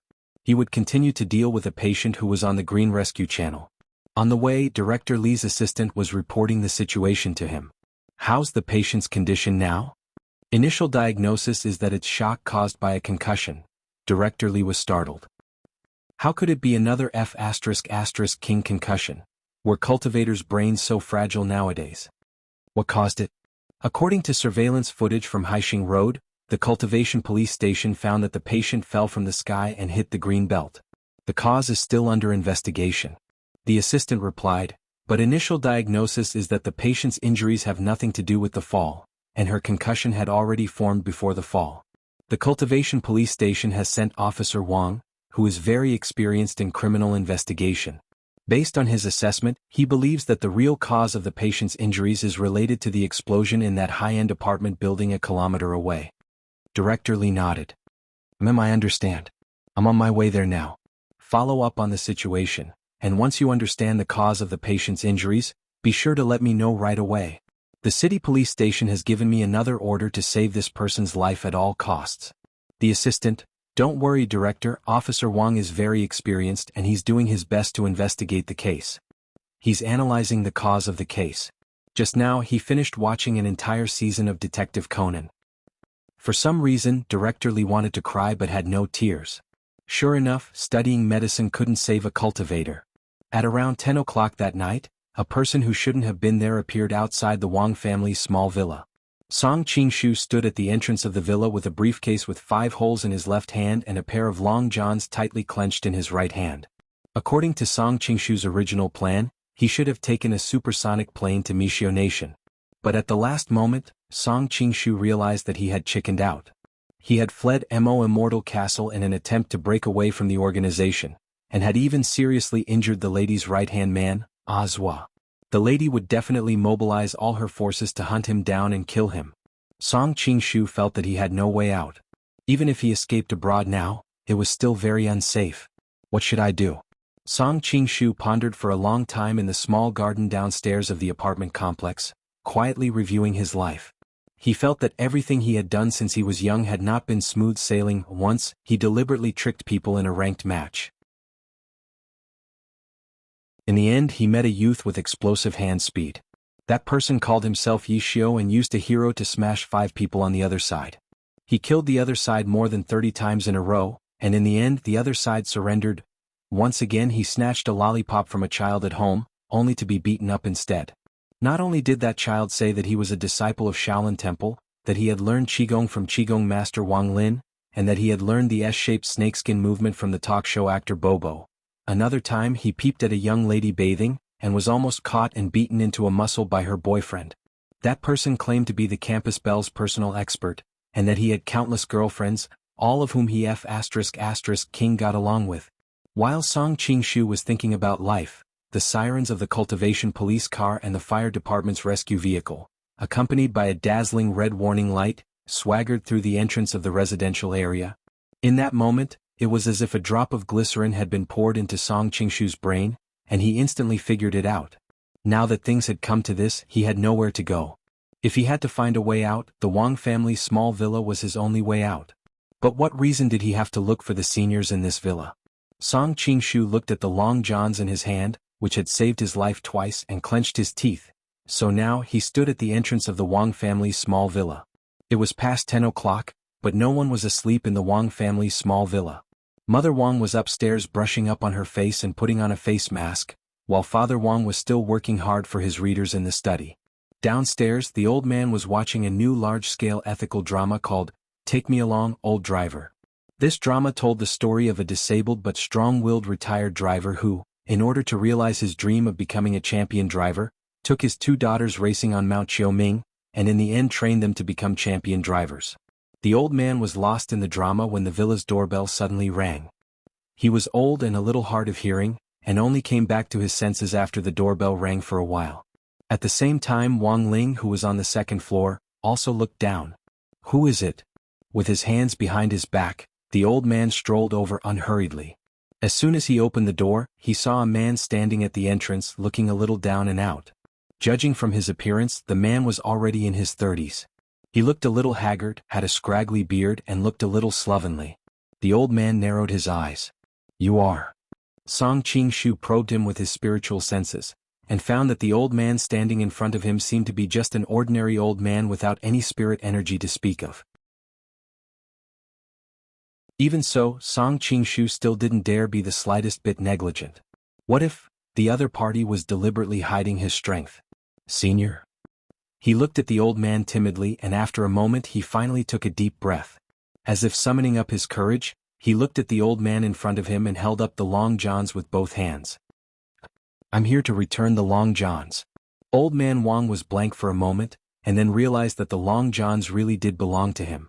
This was because old Master Shin had bought these long johns from the textile market back then. During the mass sale, old Master Shin had bought dozens of them at once. He could tell at a glance that they were familiar to him. "They're my long johns." The old man nodded, then looked at Song Qingshu and asked, "Do you have a problem?" Even though it had been almost an hour since Ozwa's assassination attempt, Song Qingshu's hands were still trembling. He was a little speechless and didn't know what to say. When all was said and done, the old man was an experienced veteran. When he was young, he had seen all kinds of people. He had also been a chef for decades and had seen all kinds of diners. Like a roundworm, the old man knew what those diners were thinking when they frowned. The old man could tell that Song Qingshu's real purpose wasn't as simple as returning the long johns. He probably had something else to ask of him. Furthermore, it was already so late, so it was obviously a little unusual for him to come knocking at this time.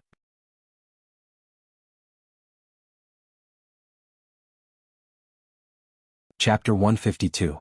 Song Qingshu tiptoed through the door, feeling a little guilty. After all, in order to fight for the stone ghost mask a few times in the past, he had even sent his subordinates to forcefully snatch it from them. But now Song Qingshu had completely thought it through. The strength of this family was already not something he could go against. A pair of long johns had been able to send the lady of the castle's capable subordinate, Azwa, flying with a backlash on the spot. How terrifyingly strong was this senior who could refine such a magic treasure? The old man poured Song Qingshu a glass of water, put it on the coffee table and pushed it in front of him. "Do you have anything to say?" The old man had always been an easygoing person. His eyes would narrow into slits when he smiled in particular, making him look very benevolent. However, Song Qingshu didn't dare let down his guard in the Wang family's small villa. Although he hadn't sensed the slightest trace of spirit energy from the old man, there was a good saying: those with squinting eyes were monsters. Who knew whether this great senior was testing him or not? And this glass of water? Could he drink it? Should he drink it? Or was this a test from the senior? Song Qingshu stared at the glass of water, lost in endless thought. This scene was exactly the same as grenade-throwing Senior Immortal's expression at the dinner table back then, wondering whether he should eat the broccoli that Grandfather Wang had picked out for him or not. Song Qingshu realized that coming to the Wang family's small villa was a little bad. He kept feeling like someone was staring at him from behind. He didn't understand why this villa, which clearly looked ordinary and didn't even have a spirit array to decorate it, gave off such an oppressive feeling that came from the depths of one's soul. After 10 minutes of silence, Song Qingshu felt like a child who had been caught copying homework by the class teacher in the morning, and finally confessed everything in front of the old man. Because Song Qingshu talked a lot, he almost told the whole story to the old master. The old man was getting on in years and couldn't react for a moment. After sorting out his thoughts with great effort, he replied unhurriedly, "Oh, you were the one who wanted to buy that mask in the first place? But that mask was taken away by Little Lei." Little Lei? Song Qingshu felt like his 3 views had been overturned. Nowadays, how many people would dare call that great death-courting senior that? Suddenly, Song Qingshu felt even more respect for old man Wang. Even if he carefully searched the old man's body, he still couldn't find any spiritual power. However, this old man was already a great senior in his heart. Moreover, Song Qingshu had no doubt that this old man was a living fossil-level figure. Because you didn't buy the mask for your boss, now your boss wants to kill you? Is that what you mean? The old man sighed. He felt that young people nowadays were too noisy. It was just a mask. It was not a big deal. It was all about fighting and killing. But the old man felt that he didn't have the ability to help Song Qingshu in this matter. After thinking for a bit, he stretched out his leg and lightly scraped Loopy Toad's little butt, intending to have Loopy Toad call Wang Ling down. Loopy Toad's rest had been disturbed, and it was a little grumpy. Song Qingshu glanced at the Akita with strange fur. He thought it was just a domesticated pet, but when it was kicked up by the old man, it glared at him angrily. Song Qingshu felt like he had seen this look somewhere before. This definitely wasn't an ordinary dog. For some reason, the moment he met the dog's eyes, Song Qingshu saw a demon king standing on top of a cliff, leading thousands of demons. The demon king stood there, his eyes sharp and full of vigor. With a flip of his hand he could destroy heaven and earth. Song Qingshu was dazed. Was he imagining things? The old man, our Wang Ling, brought this dog back from school. The school leaders came and forbade us from raising it. But this little guy is very protective of its owner and is very easy to raise. I see. Song Qingshu breathed a sigh of relief at the old man's explanation. May I ask, Senior, who is Wang Ling? Wang Ling is my grandson. My grandson is still in high school. Still in high school? Song Qingshu felt that his 3 views had been refreshed. What kind of family was this? Song Qingshu, which high school is it? The old man, number 60 high school. Song Qingshu, under normal circumstances the old man would get excited at the mention of his grandson. The pride and arrogance of the older generation toward their grandchildren was indescribable. But he couldn't say too much to Song Qingshu. The old man had never been willing to get involved in matters between cultivators. Being able to sit here and listen to Song Qingshu ramble on for so long was purely because the old man was displaying his humanitarian spirit as a resident committee grandpa. If it was a quarrel between a couple, the old man felt that he might be able to mediate on behalf of Bai Wanqing. but when it came to cultivation, the Wang family could only rely on Wang Ling. Actually, while he was still on the second floor, Wang Ling had already heard Song Qingshu complaining to the old man. He was now being hunted down by Immortal Castle, and even if he escaped abroad, he might not be able to protect himself, so he could only come to the Wang family for help. Logically speaking, Wang Ling didn't want to get involved at all, but just as he was about to deal with it coldly, his damn eyelid started to twitch wildly again. It had been a long time since his eyelid gave him a warning. If he ignored this matter, the outcome would be even worse. After deep contemplation, Wang Ling slowly walked downstairs. He was still wearing big white bunny pajamas, and the soft adorable clothes and that unsmiling, expressionless face formed a strong contrast. When Wang Ling went downstairs, the old man had already returned to his side to continue watching his drama, leaving Song Qingshu alone. Song Qingshu was a little nervous and a little confused. He didn't know why this great senior had pushed this matter onto his grandson, who was still in high school.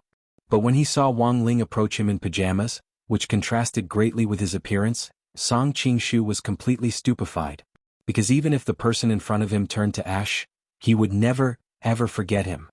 He was certain that this was the youngster in white who had appeared at grenade-throwing Senior Immortal's villa when he and the 10 saints had gone to fight over the stone ghost mask, and who had caused Great Saint and Second Saint to die from the backlash.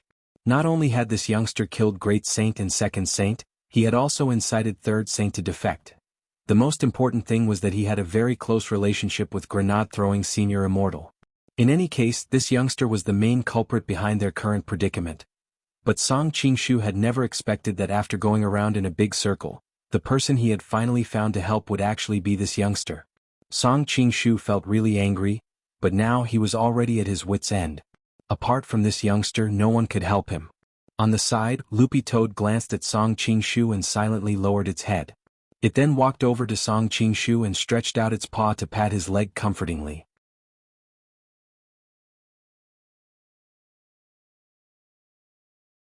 Chapter 153. He called grenade-throwing Senior Immortal over from Wuxia Garden.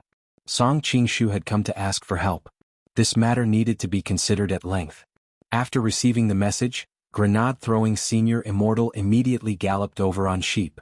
It took him less than 5 minutes to get to the Wang family's house. After grenade-throwing Senior Immortal took sheep back, he entrusted one of his little brothers who was good at upgrading Immortal tools to repair the car. When he had heard that Wang Ling was looking for him that night, he had seized the opportunity to return the tricycle. When he reached the entrance, grenade-throwing Senior Immortal saw that the main door of the Wang family's villa was slightly ajar. Wang Ling had opened it through the air. Then Song Qingshu saw a great death-courting senior and a pink-haired loli wearing blue lace suspenders and shorts enter the door. The little loli looked like she was only 6 years old. Her hair was tied up in a bun and she was wearing a gray windbreaker. Her big eyes blinked as she looked around. Song Qingshu's heart couldn't help jumping when he saw grenade-throwing Senior Immortal holding little Loli's hand. He had never heard that this great death-courting senior had a daughter. Where had this little loli come from? After entering, the first thing grenade-throwing Senior Immortal saw was Grandfather Wang watching a drama, which was the recently popular Take Me Old Driver.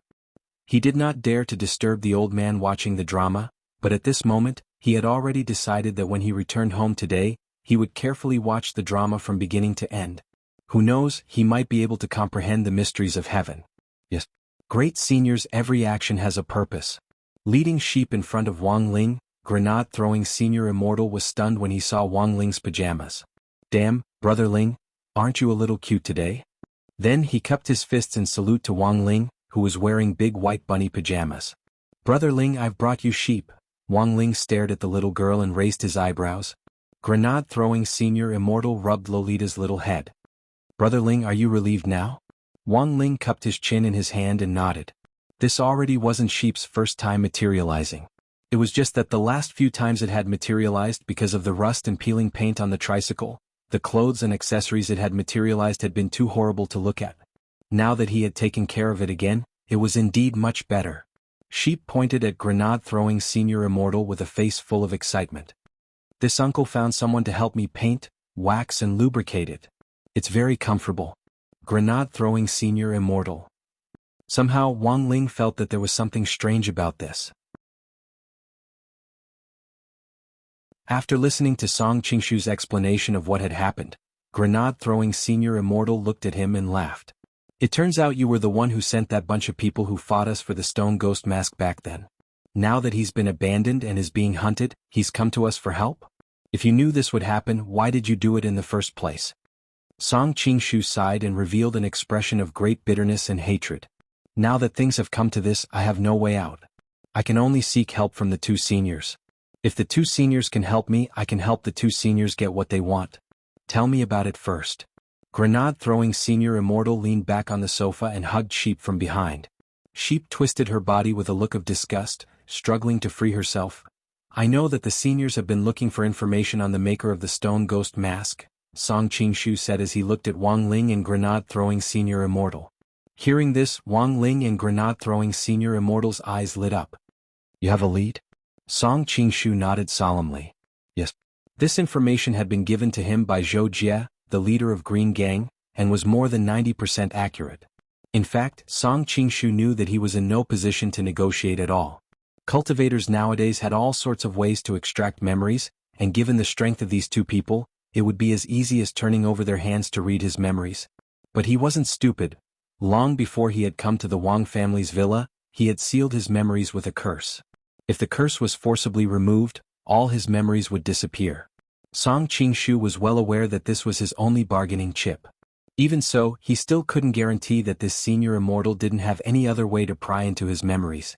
After all, this was a great senior who could transform a pair of long johns into a soul formation cultivator and cause him to suffer a backlash. You're smart to use a curse to seal your memories. Grenade-throwing Senior Immortal's eyes twinkled as he looked at Song Qingshu. This was the heavenly eye of a soul formation cultivator.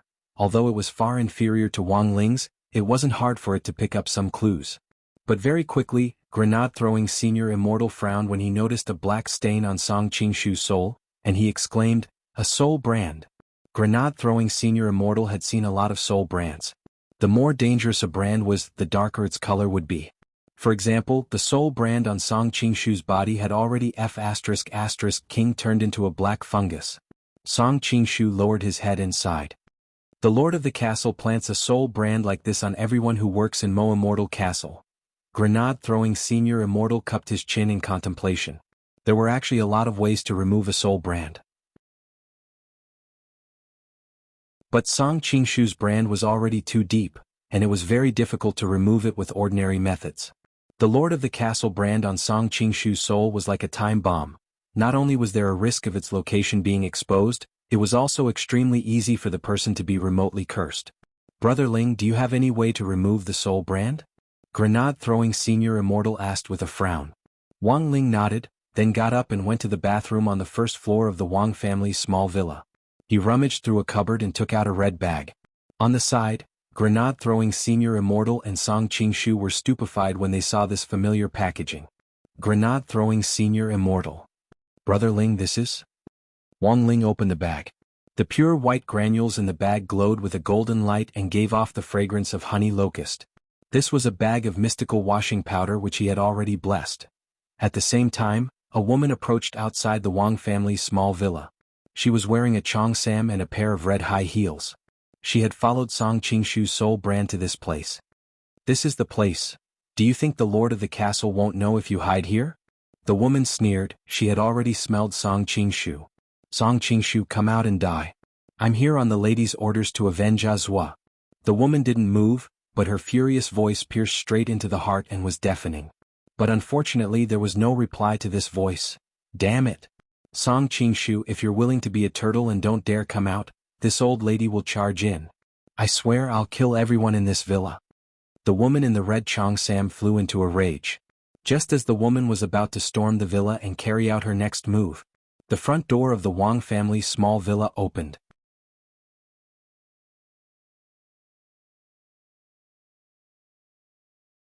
Chapter 154. It was already close to midnight when Song Qingshu arrived at the Wang family's house to ask for help.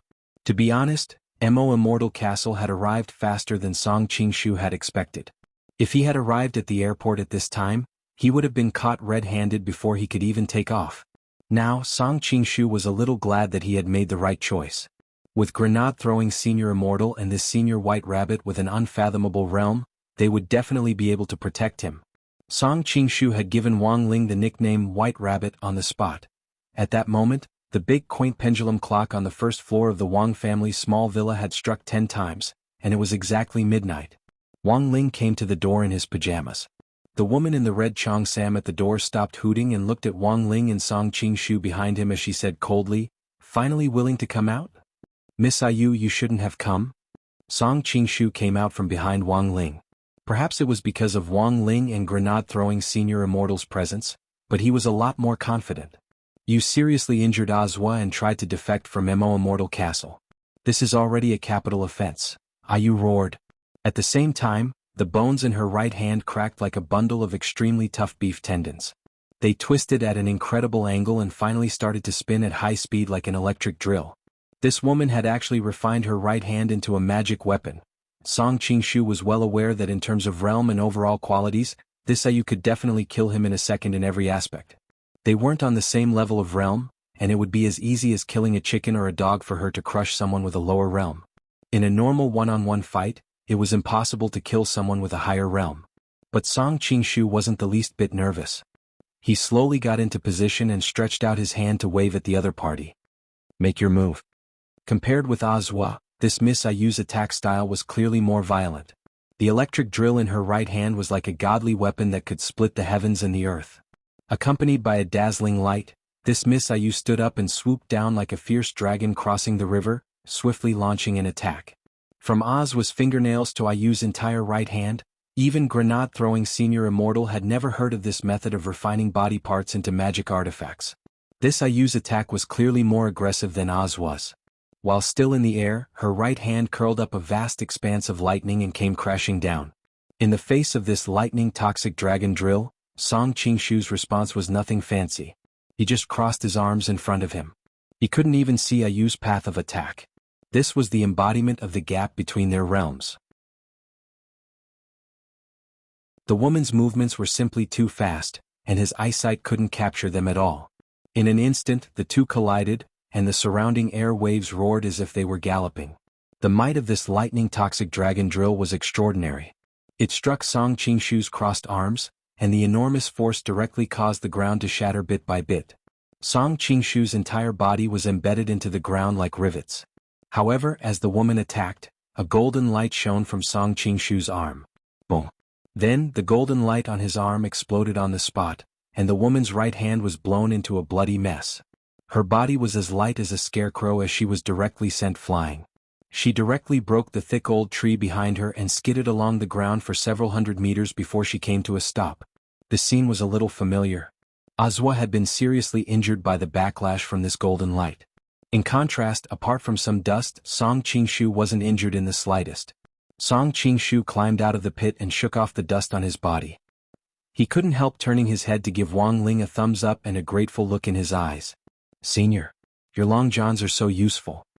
Wang Ling, Ayu's cheongsam had already been torn to shreds, and she slowly crawled up from the ground barefoot on trembling legs. Her entire right arm was rotten, and the flesh and bone were almost in a state of disintegration, dripping with blood. It was only because of the woman's realm that she had the upper hand.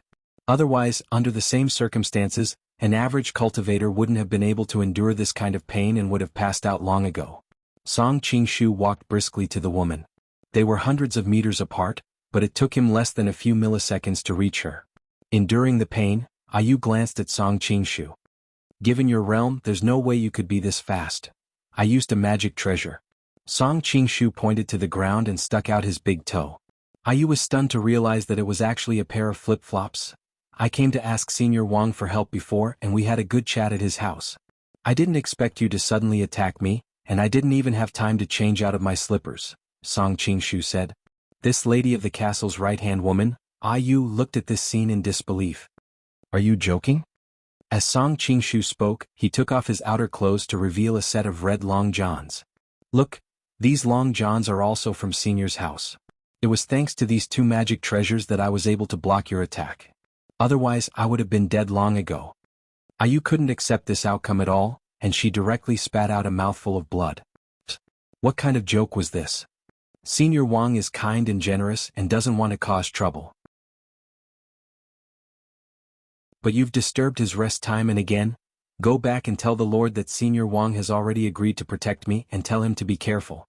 If he wants to live a few more years, it's best if he doesn't cause trouble, Song Qingshu said in a low voice. Wang Ling felt that after Audiobook he had been blackmailed again. You actually dare threaten the Lord? Let me tell you, I'm already mentally prepared to come here today. Even if I can't go back, I'll kill you.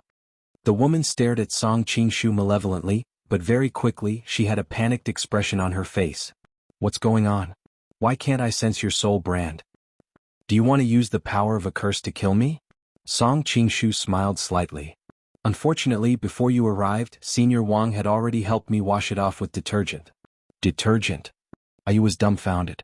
Logically speaking, the soul brand that the Lord had left on Song Qingshu was already irremovable. What the hell was this detergent? Could it really remove 99 kinds of stains? What a scam. Do you have any last words?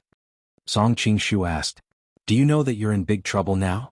Azwa and I might be working for the lady, but we were hired by her. We don't really belong to Immortal Castle, but Immortal Mansion. If you dare do this, Immortal Mansion won't let you off. The woman sneered as she stared at Song Qingshu. Besides, although I'm injured, as long as those two don't make a move, do you think you, a nascent soul cultivator, can kill me? Immortal Mansion? Hearing this, Wang Ling's and grenade-throwing Senior Immortal's pupils contracted slightly. Is that what you want to say? But Song Qingshu didn't care at all. After being hunted down by Immortal Castle for so long, he had been on edge for so long, now he was enjoying the thrill of a counterattack. As he spoke, a toothpick appeared in his hand, which he had just brought out of the Wang family's small villa. Saying that, the toothpick flew out with spirit energy and directly pierced the woman's forehead. The woman died with everlasting regret.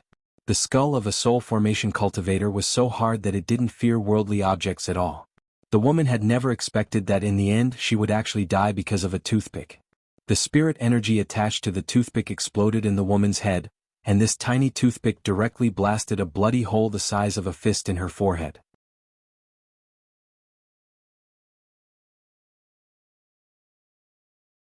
Chapter 155. Everything came to an end for the time being. After I used death, Song Qingshu finally had some breathing room for the following period of time. But the truth was that Immortal Castle's revenge had just begun. Song Qingshu was well aware that the lady of the castle wouldn't let him off so easily after he had severely injured Azwa and killed Ayu. Stronger killers might appear at any time in the future, but Song Qingshu already had nothing to fear. After all, he was a man with long johns. Furthermore, the soul brand on his body had already been washed away by Senior Wang's mystical washing powder. From now on, it wouldn't be as easy for Immortal Castle to find him. Since I was a child, I've never succeeded in doing anything bad. If I had known this would happen, I wouldn't have helped the wicked. Song Qingshu sighed in his heart as he took out a bottle of purple liquid. It was a bottle of body-dissolving liquid. Song Qingshu poured the whole bottle over Ayu's body. A pungent stench wafted over as the tattered red qipao on Ayu's body started to corrode. This qipao was originally a protective immortal treasure, but it still couldn't withstand the powerful corrosive power of the body-dissolving liquid. However, the power of this bottle of body-dissolving liquid was also limited. It only corroded the qipao while the body remained intact. Song Qingshu was bewildered. This body-dissolving liquid could instantly melt the body of a nascent soul cultivator, but it had no effect on a soul formation cultivator. Sure enough, the gap between the nascent soul stage and the soul formation stage was just too big. Song Qingshu thought that he had been stuck at this realm for a long time, and he couldn't help feeling sad. Is there any more body-dissolving liquid? Grenade-throwing Senior Immortal asked. Song Qingshu took out another bottle from his pocket. There's only one bottle left. Give it to me. Grenade-throwing Senior Immortal took the bottle, opened the cap, and sprinkled a little white granular powder into it before shaking it evenly. Song Qingshu's face was full of amazement. Senior, may I ask, what is this powder? Grenade-throwing Senior Immortal. Of course it's mystical washing powder from your Senior Wang's family. Song Qingshu. After the detergent had completely dissolved in the body-dissolving fluid, Grenade-throwing Senior Immortal poured the fluid over the body again. This time, the woman's body directly turned into steam and started to evaporate quickly. Furthermore, after the detergent dissolved in the body-dissolving fluid, the pungent stench actually disappeared, and instead, there was a pungent fragrance of soap. Song Qingshu couldn't help giving Wang Ling a thumbs up. Senior White Rabbit King was really a god. Senior Wang, May I ask if your toilet cleaner spirit has the same effect? Could dichlorvos poison soul formation cultivators to death? Wang Ling, the three of them guarded Ayu's corpse, waiting for it to completely disappear. At the same time, along with a few flashes of light, a few objects appeared beside the corpse. These things had originally been hidden in Ayu's ear-shaped storage space. After the body-dissolving fluid had corroded the storage space, the things in the space had been scattered around the corpse like equipment dropped in a game. Perhaps because it was a temporary assassination mission, the woman did not bring much with her. Among them was a strangely shaped black weapon. It looked like a magic sword with a hilt, but the blade was very strange. It was made up of 7 black beads strung together. Song Qingshu was stupefied as he held up this black magic sword. Are female cultivators at the soul formation stage nowadays also so insatiable that they actually carry vibrators on them? Wang Ling, grenade-throwing senior immortal, recognized this object. This is the 7-star sword. 7-star sword? I've read about it in ancient books. This is a first-class holy weapon, one of the 3 great magic treasures used by Immortal Jinyuan back then. The other 2 are the purple gold gourd and the golden canopy rope. I never thought it would actually be on this person, said grenade-throwing senior immortal. Immortal Jinyu. Song Qingshu couldn't help shrinking his neck when he heard this name. This was a legendary figure, from the same era as the legendary Devil Emperor Guopai. Furthermore, in the earliest days when the gate between worlds had descended on Earth and a large number of demons had invaded, it was Immortal Jinyuan who had been the first to find a way to close the gate between worlds. Grenade-throwing senior immortal cupped his chin and said thoughtfully, "Legend has it that this 7-star sword has the power to move mountains, and can mobilize the power of the earth for its own use."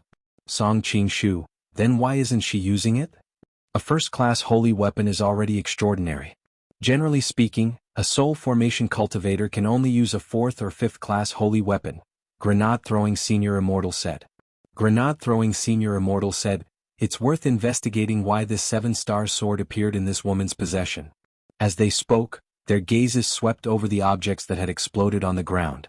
In addition to the 7-star sword, there were some elixirs of unknown uses and a bottle of purple liquid scattered around. That purple liquid was the body-dissolving liquid. According to the woman's original plan, she had obviously been to directly destroy Song Qingshu's corpse after dealing with him. Unfortunately, the woman had never expected this to be the final outcome. Scanning the area, it seemed that she didn't find anything else of value. Grenade-throwing senior immortal withdrew his gaze disinterestedly, then picked up the 7-star sword to examine it carefully. Only this 7-star sword could be considered an unexpected gain. After asking for Wang Ling's opinion, Grenade-throwing senior immortal unceremoniously put it into his pocket.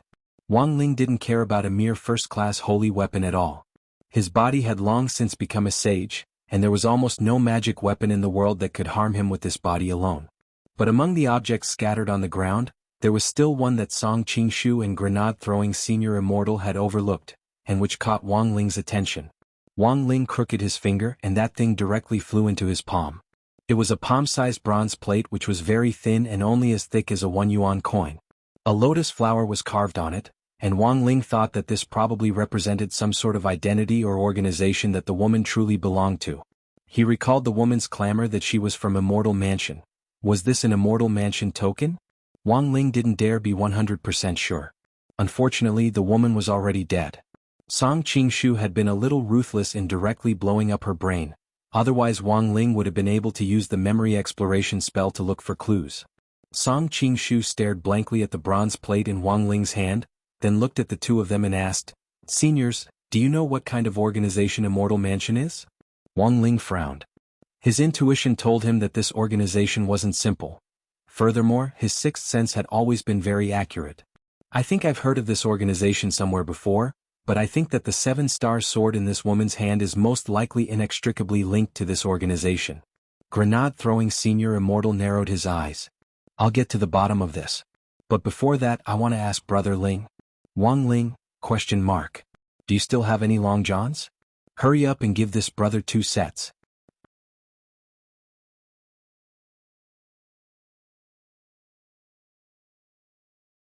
Chapter 156. It was June 2nd on Wednesday in the 6th week of the semester. After last night's commotion, Wang Ling had thought about a lot of things.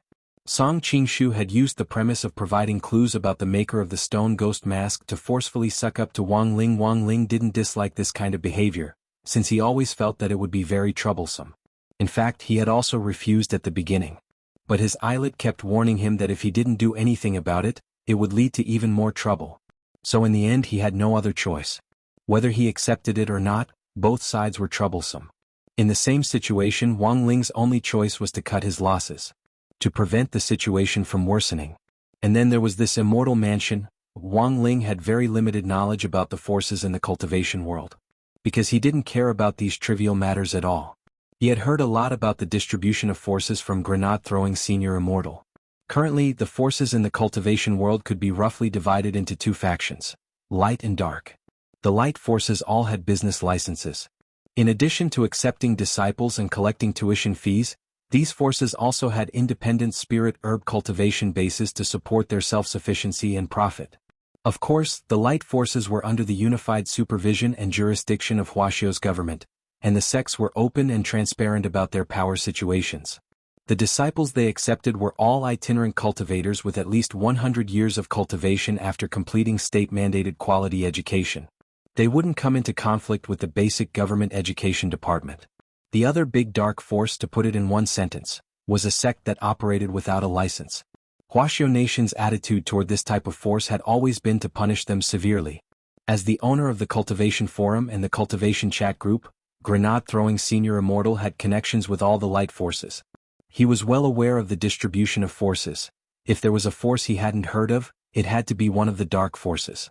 Azwar and Ayu had been hired by the lady of the castle as mercenaries, so for Immortal Mansion, these two people might not be key existences in the interlocking chain of forces. However, these two people had both reached the soul formation stage. Furthermore, they could refine a part of their bodies into magic treasures. It could only be said that as a dark force operating without a license, the power behind Immortal Mansion was indeed intriguing. After dealing with the woman's scattered belongings, Song Qingshu followed grenade-throwing Senior Immortal to Wenxian Garden. He would be assisting grenade-throwing Senior Immortal in investigating the incident. After Third Saint, he became the second person in Mo Immortal Castle to turn traitor. After the two of them left, Wang Ling looked at the time. It was already almost 3 in the morning, and he still had several exam papers to finish. The most painful thing was that all the exercise questions on this paper were beyond the syllabus. He had to spend 5 or 6 minutes previewing in advance before he could get these two gremlins, pen and eraser, to help him with his homework. As a 16-year-old baby, Wang Ling's heart was really tired. When Wang Ling returned to class early in the morning for the first time, no one had copied homework this morning. Even Super Chin and Dopey Gua, these two nerdy shut-ins who played games together at night, had handed in their homework on time.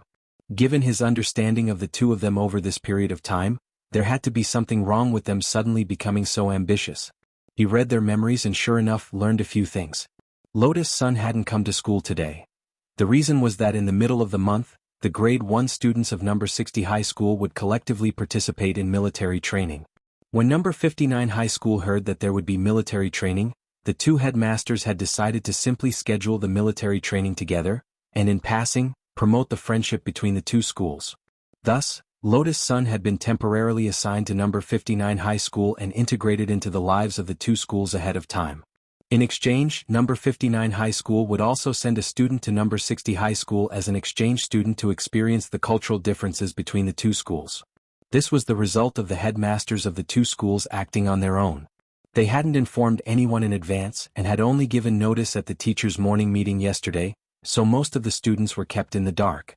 But as the class representative, Dopey Gua often went in and out of the teachers' offices, so he was the first to understand the situation. This was also the reason why the two of them hadn't copied homework in the morning, because they had heard that the exchange student from number 59 high school was also the school belle. If the school belle saw them copying homework, that would be too humiliating. I wonder who number 59 high school will send. Super Chin cupped his chin in his hands as he stared at the classroom door, waiting for the figure of his imagination to appear. Number 59 high school also had a lot of school bells. Although they weren't as magnetic and lethal as Lotus Sun's, their looks were passable. After spending so much time with Lotus Sun, the boys in grade 1 class 3 were actually vaguely tired of looking at her. The most important thing was that Lotus Sun was really too far away from them. She was a girl who was impossible to pursue. In contrast, the commoner school belle from No. 59 High School might be more to the boy's taste. It wasn't long before Teacher Pan's footsteps could be heard in the corridor. She's here, she's here. Dopeygua's pupils contracted slightly. From a distance he could sense two auras hovering around Teacher Pan. Were there two exchange students? Teacher Pan paused at the classroom door and turned around to say to the two students who had been sent for the exchange, "Students, don't be nervous. Our students in grade 1 class 3 are very enthusiastic. I hope that you'll gain something from number 60 high school before the military training." After saying that, Teacher Pan walked straight through the door. Following that, two students from number 59 high school followed Teacher Pan's footsteps into grade 1, class 3. Super Chin and Dopey-gua almost flipped the table when they saw this. They were actually two boys. F***K. We used number 60 high school's top school bell in exchange. How did we get these two things in return? Speaking of which, these two boys could actually be considered old acquaintances of number 60 high school, and even had a history with Wang Ling. Standing on the dais, Teacher Pan cheerfully introduced the two students from number 59 high school. "Students, let me introduce you. The one on the left is He Bufeng's classmate. The one on the right is classmate Tang Jingza. Everyone give him a round of applause." Clap, clap, clap, clap. After a symbolic round of applause, Dopey-gua couldn't help asking, "Teacher Pan, these two students don't seem to be grade 1 students. Is this really okay?" "It's like this. Classmate He Bufeng didn't participate in the school's military training for personal reasons. So this time he'll be participating in the military training with the grade 1 freshmen. As for classmate Tang Jingza." Teacher Pan pushed up her glasses. "Number 59 high school thinks that we should send classmate Lotus Sunday. Headmaster Jean doesn't think it's good to just send classmate He Bufeng as an exchange student, so he also sent classmate Tang Jingza." Grade 1 class 3 was dead silent, because according to Teacher Pan this guy was a freebie. Wang Ling. What freaking freebie? Classmate Tang Jingza's grades are very good. If there's anything you don't understand you can ask him. Teacher Pan cleared her throat and thought about what she was going to say next, and her old face actually flushed a little. In addition, classmate He Bufeng's family runs an andrology hospital, and he also brought a gift when he came to our number 60 high school for the exchange this time. For the next 6 months, all boys can enjoy a 50% discount on circumcision services at the hospital run by classmate He Bufeng's family with their student IDs. What about the girls? Feather Lin raised her hand and asked. Teacher Pan, hair removal.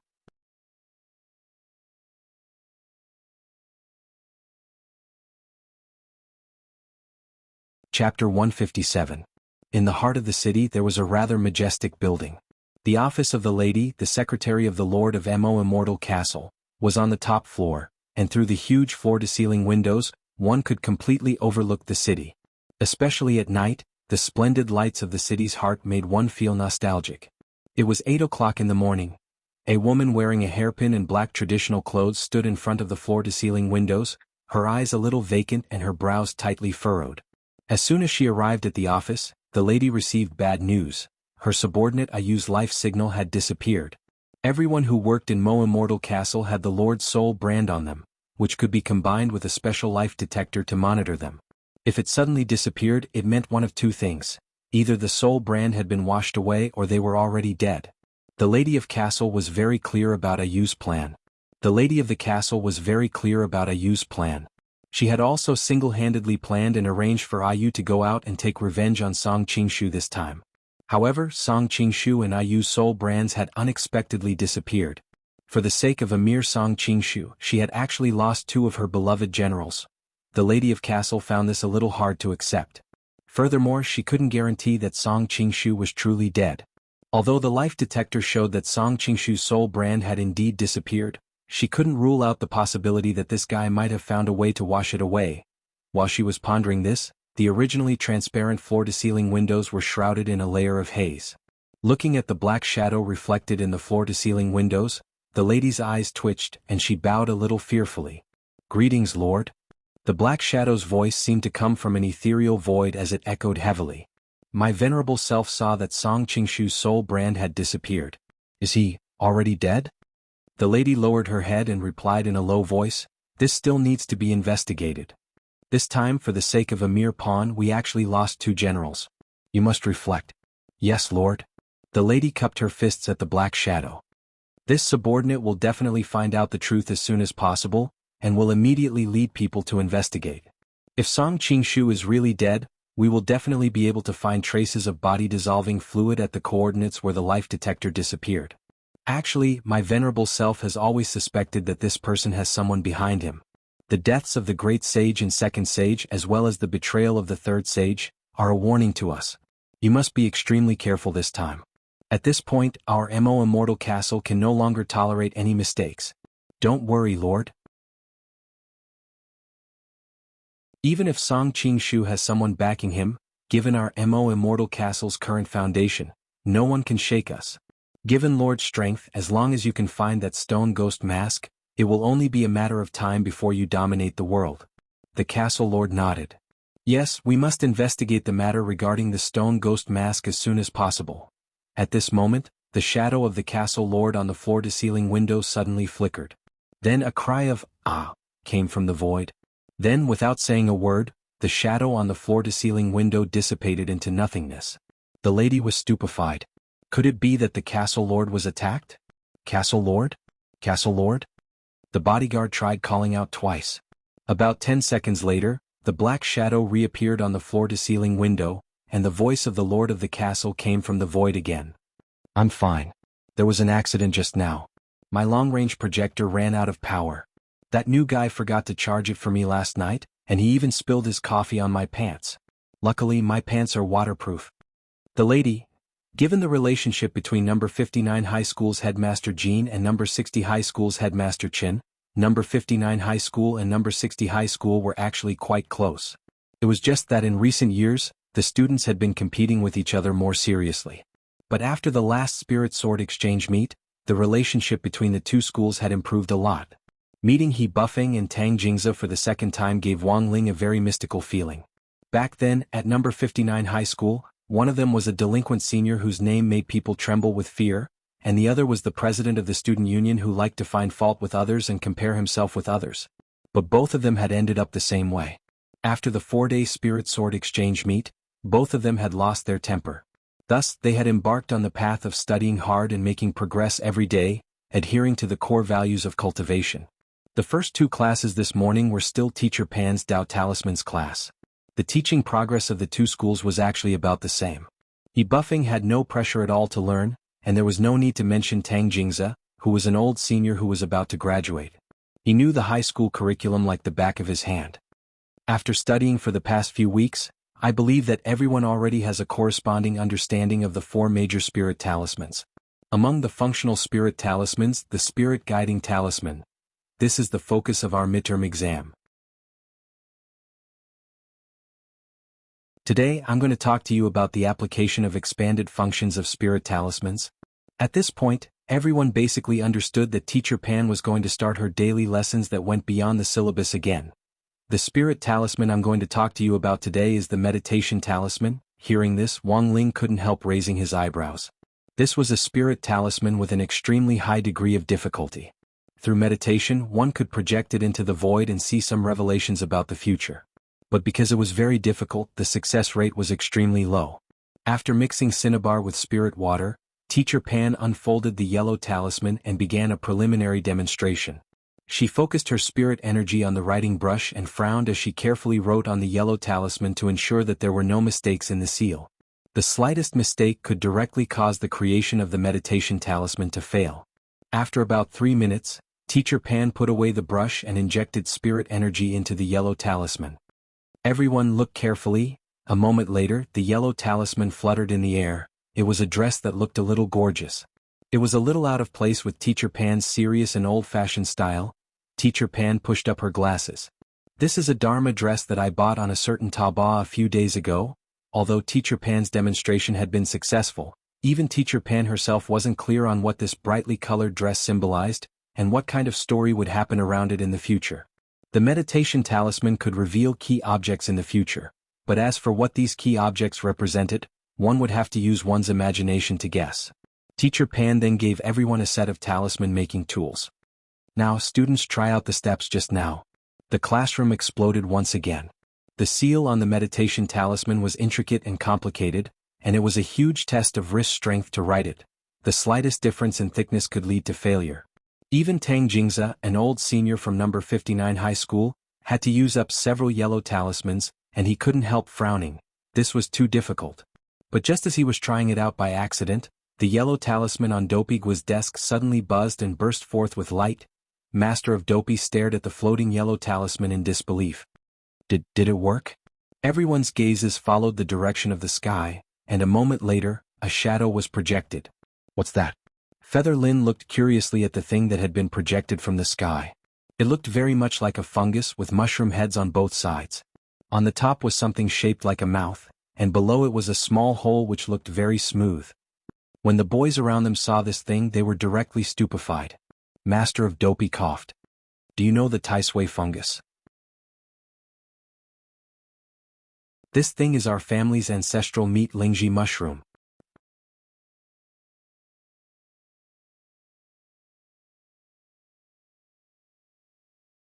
Chapter 158. The difficulty of creating a meditation talisman was very high. Apart from Master of Dopey, who had managed to draw it by accident, everyone else's attempts ended in failure. Of course, Wang Ling was just pretending. He had deliberately made a mistake at the last step of writing the seal. Most people had failed, so it was even more impossible for him to stand out at a time like this, since it would really draw too much attention. In fact, the seal Wang Ling had drawn on the yellow paper was much more accurate than Teacher Pan's. But for Wang Ling it was just for fun. The meditation talisman wasn't very useful for him. It could also serve as an early warning of disaster, but his eyelids were more intuitive. Overall, apart from Master of Dopey's wretched interlude, this Tao talisman's lesson could be considered quite harmonious. Dopey Guo had managed to complete the meditation talisman by accident. Even he himself didn't know why such a large meat lingji mushroom had appeared in the air. The scene turned awkward for a moment. Dopey Guo could only smile apologetically in an attempt to relieve the pressure in the atmosphere. But Teacher Pan was in the end Teacher Pan. As number 60 high school's top teacher and a teaching pioneer that the students were proud of, she had recognized the meat lingji mushroom at one glance. Teacher Pan frowned as she suddenly recalled that student Dopey Guo was often absent-minded in class. His eyes glazed over and his thoughts distracted. Sometimes, when she patrolled the back window of the classroom, she would even see the student Dopey sleeping on the table. This was clearly the syndrome of using too much meat lingji mushroom. Now, even the meditation talisman had reflected this thing, which was enough to prove the lethality of this meat lingji mushroom for youngsters. How could the flowers of the motherland indulge in such a strange place? Thus, there was no point in smiling apologetically or chatting awkwardly. Teacher Pan directly called Dopey Guo's parents over to discuss the meat lingji mushroom. This was really quite embarrassing. After class, Dopey Guo, who had returned from Teacher Pan's office, slumped over the table with a lifeless expression on his face. At the same time, he wailed in his heart, "My illustrious reputation. It was actually ruined just like that." Super Chin couldn't help patting Dopey Guo's shoulder. "Brother Guo, we're all men, we all know this. Actually, it doesn't matter. Our class is very united, we definitely won't tell the other classes about this. At least it's a good ending." Little Peanut also comforted him. Master of Dopey's tears welled up in the corners of his eyes and he simply wanted to cry. "What's so good about that? My parents were called." "Little Peanut, when I was delivering homework to the teacher just now, I heard the teachers in the office talking about your dad, Master of Dopey." "My dad?" "Little Peanut, they're discussing whether your dad is a botanist." Master of Dopey, in the blink of an eye, it was noon. The atmosphere in the class seemed to be slightly heavy, causing He Buffing and Tang Jingze to feel very embarrassed. They didn't understand what exactly was going on. After asking around carefully, she found out that Mother Wan was coming to deliver food today. Every time they thought of Mother Wan's love bento filled with a strong dark wind, everyone couldn't help trembling. "Doesn't Mother Wan usually only make bento on Fridays? How come today?" Super Chin asked. Mother Wan heard that there will be 2 students from number 59 high school today, so she decided to make bento in advance. They'll be delivered to class later. Little Peanut replied weakly. He Buffing and Tang Jingze were touched when they heard this. They had long heard about number 60 high's hospitality and sure enough, this kitchen lady was too considerate. Not only did she specially make bento, she would also specially deliver it to the classroom. In contrast, their number 59 high school's attitude toward number 60 high school back then was simply too much. He Buffing and Tang Jingze felt deeply ashamed in their hearts. Wang Ling, these two people clearly still didn't realize the seriousness of the problem. At number 60 high school, even Wang Ling couldn't deny that Mother Wan was an extraordinary woman in the world of cooking. He always felt that her identity wasn't simple, and that she had students all over the world. Wang Ling had already seen the shadow of Mother Wan's cuisine in too many places, the most famous of which was the heavenly silkworm potato strips. This was also the impression that most people had of Mother Wan's current signature dish. Since she had waved goodbye to the era of big pot dishes and turned to researching new cuisines, this heavenly silkworm potato strips was probably her dish with the highest score to date. Wang Ling had also seen a campus celebrity interview with Mother Wan in the school magazine last time.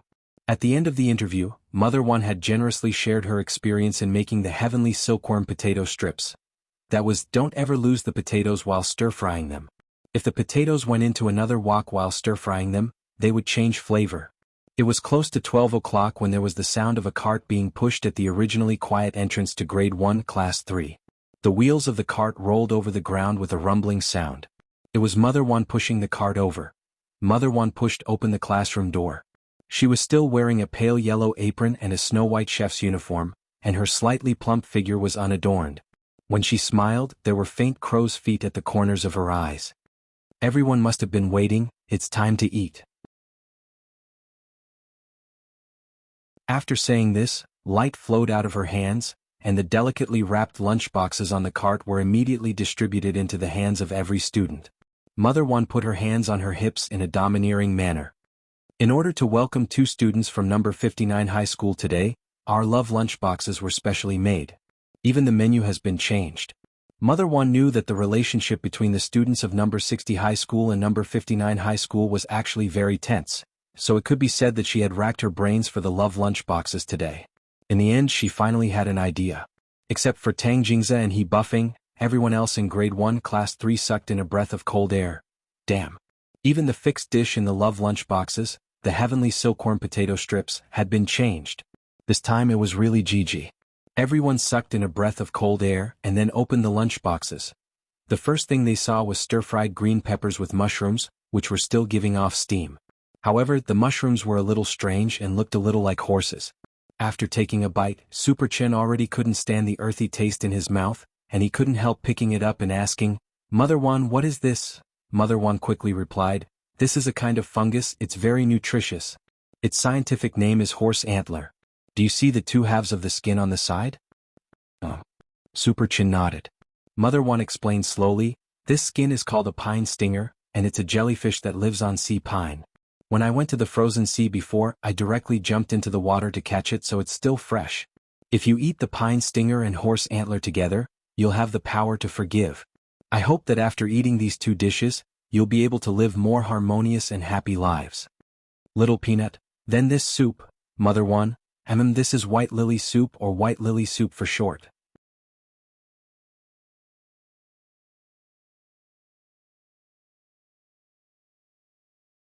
Chapter 159. It was June 2nd on Thursday in the 6th week of the semester. That morning, Loopy Toad took out its little notebook from under the bed in Wang Ling's room. It continued to write down its human observation plan. It had already been several months since it had completely accepted the reality of its dog body. Loopy Toad now had a pretty good grasp of human language. Even when it used its dog paws to write, its handwriting was very neat. Loopy Toad felt that as long as it died again, given its current handwriting, it would definitely win its reputation in life and in death. As a cultured dog, Loopy Toad felt that its current level of literacy was already close to that of a human university student. It could be called a top student among dogs. Since learning to write an observation diary, Loopy Toad had also recorded a lot of things big and small. In addition to observations on humans themselves, this diary also contained observations on certain events. From the vicious incident of Mother Wang being groped, Loopy Toad had discovered the formidable power of the human internet. The rapidly developing internet era enabled humans to quickly take sides online, and then use the Water Army Commander-in-Chief to summon 100,000 water armies to attack or defend a certain opinion. Thus, Loopy Toad felt that there was a reason why the demon race had failed to break into the human world through the gate between worlds all those years ago. Human information technology was really too advanced. It was like this online, and it was also like this in reality. Especially when it came to resisting the invasion of the gate between worlds, There wasn't a single phone call that couldn't be handled. Send a shared coordinate and a capable cultivator nearby would immediately hear the news and rush over. In contrast, the demon race was still using the most primitive method of sensing to gather their strength, and had already lost at the starting line. All in all, the demon race still had a lot to learn. Loopy Toad now also knew how to operate a phone and an intelligent wristwatch, which was really too convenient. In contrast, the demon world was actually still using spirit talismans to send messages, which was really too lowly. After writing in the diary, Loopy Toad closed the notebook and put it back under the bed. It then opened the window on the second floor and jumped down to the villa. Today's weather forecast for Shanghai City had changed again. It wasn't as hot and stuffy as the TV had said. On the contrary, when the gentle breeze and the sun shone on Loopy Toad's green dog fur, Loopy Toad even felt refreshed. But without Wang Ling by its side, Loopy Toad felt like something was missing in its heart. It stared blankly at the end of East Huang Road, looking a little lonely. Although Little Master Ling usually didn't like to talk, Loopy Toad had a basic understanding of Little Master Ling's character after spending so much time together. The key was to be honest with Little Master Ling. Wang Ling didn't like to stir up trouble, and he didn't like it when people kowtowed to him. If Little Master Ling was compared to a cat, it was best to go along with its fur. If you went against its fur and tried to cause trouble, it would most likely explode in anger. When it had first arrived at the Wang family, Loopy Toad had always been a little scared, but now that it had known them for a long time, it gradually relaxed. Sometimes he would even help it stroke its fur in his spare time. Although Loopy Toad had turned into a dog, its cultivation hadn't been delayed. It was trying to think of a way to use this body to return to its prime. And Wang Ling's help to stroke its fur was actually very helpful. A big shot at the level of an immortal king personally stroking its fur. What kind of treatment was this? Furthermore, Wang Ling's stroking had the effect of dredging the meridians and stimulating the acupuncture points. After being stroked a few times, Loopy Toad felt that its waist wasn't sore and its legs didn't hurt anymore, and it even had more energy to cultivate. Standing in the courtyard outside the villa, Loopy Toad used the Demon King Heart Sutra that it was familiar with, which Wang Ling had already modified. To use the Demon King Heart Sutra, the source of demon chi was needed.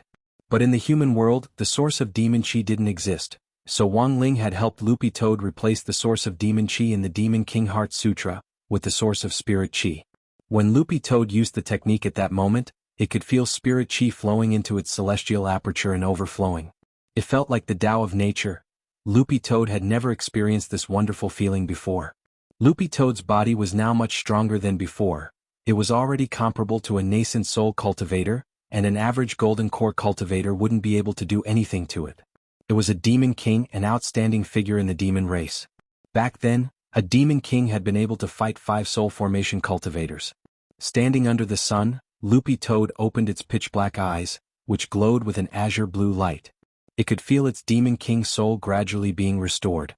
At the same time, its keen sense of smell picked up on the scent of a stranger. Keeping its gaze fixed in one direction, it sensed signs of a stranger in the vicinity of the Wang family's small villa. The Wang family's small villa was on the east side of East Huang Road, and to the west was an undeveloped commercial area. It was said that according to the original plan, a large imported shopping mall would be opened here. But it was a pity that the boss ran away with his sister-in-law before the matter was even halfway done. As for the building materials that had been shipped here, such as reinforced concrete, bricks, glass and some wood, no one had taken care of them.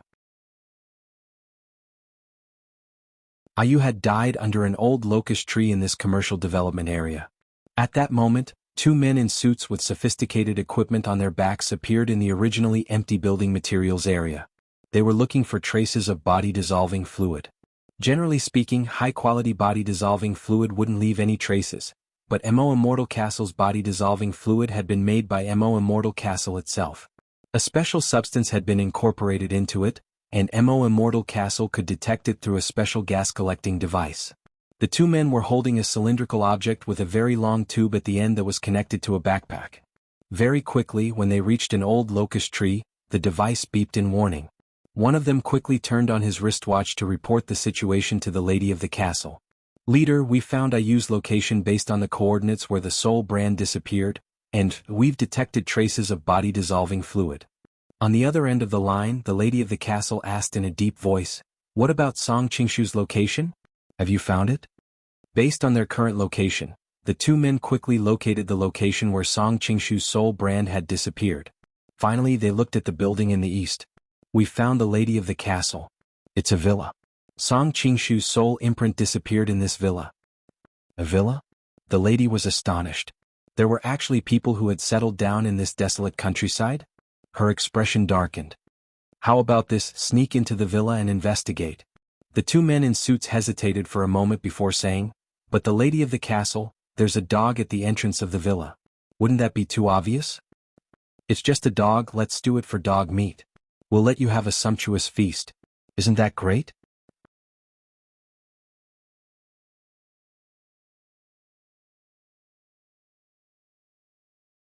Chapter 160. The area around East Huang Road was a low-end area that hadn't been developed yet. Apart from the transport vehicles transporting supplies into the city, there were very few other vehicles that passed through here. It could really be described as a wilderness. So when the two men in suits saw a villa here, not only were they a little surprised, they also felt a little strange. Ever since the real estate bubble, housing prices had long since fallen off. Even a white-collar worker could buy a large house of several hundred square meters in the city with his salary. If he felt that there wasn't enough space, he could also entrust a construction team to use the space expansion spell to increase the space. After all, this technique was now quite mature. So, what kind of family was this? The two men in suits felt a little strange in their hearts, but the lady had already spoken, so they could only obey her arrangements.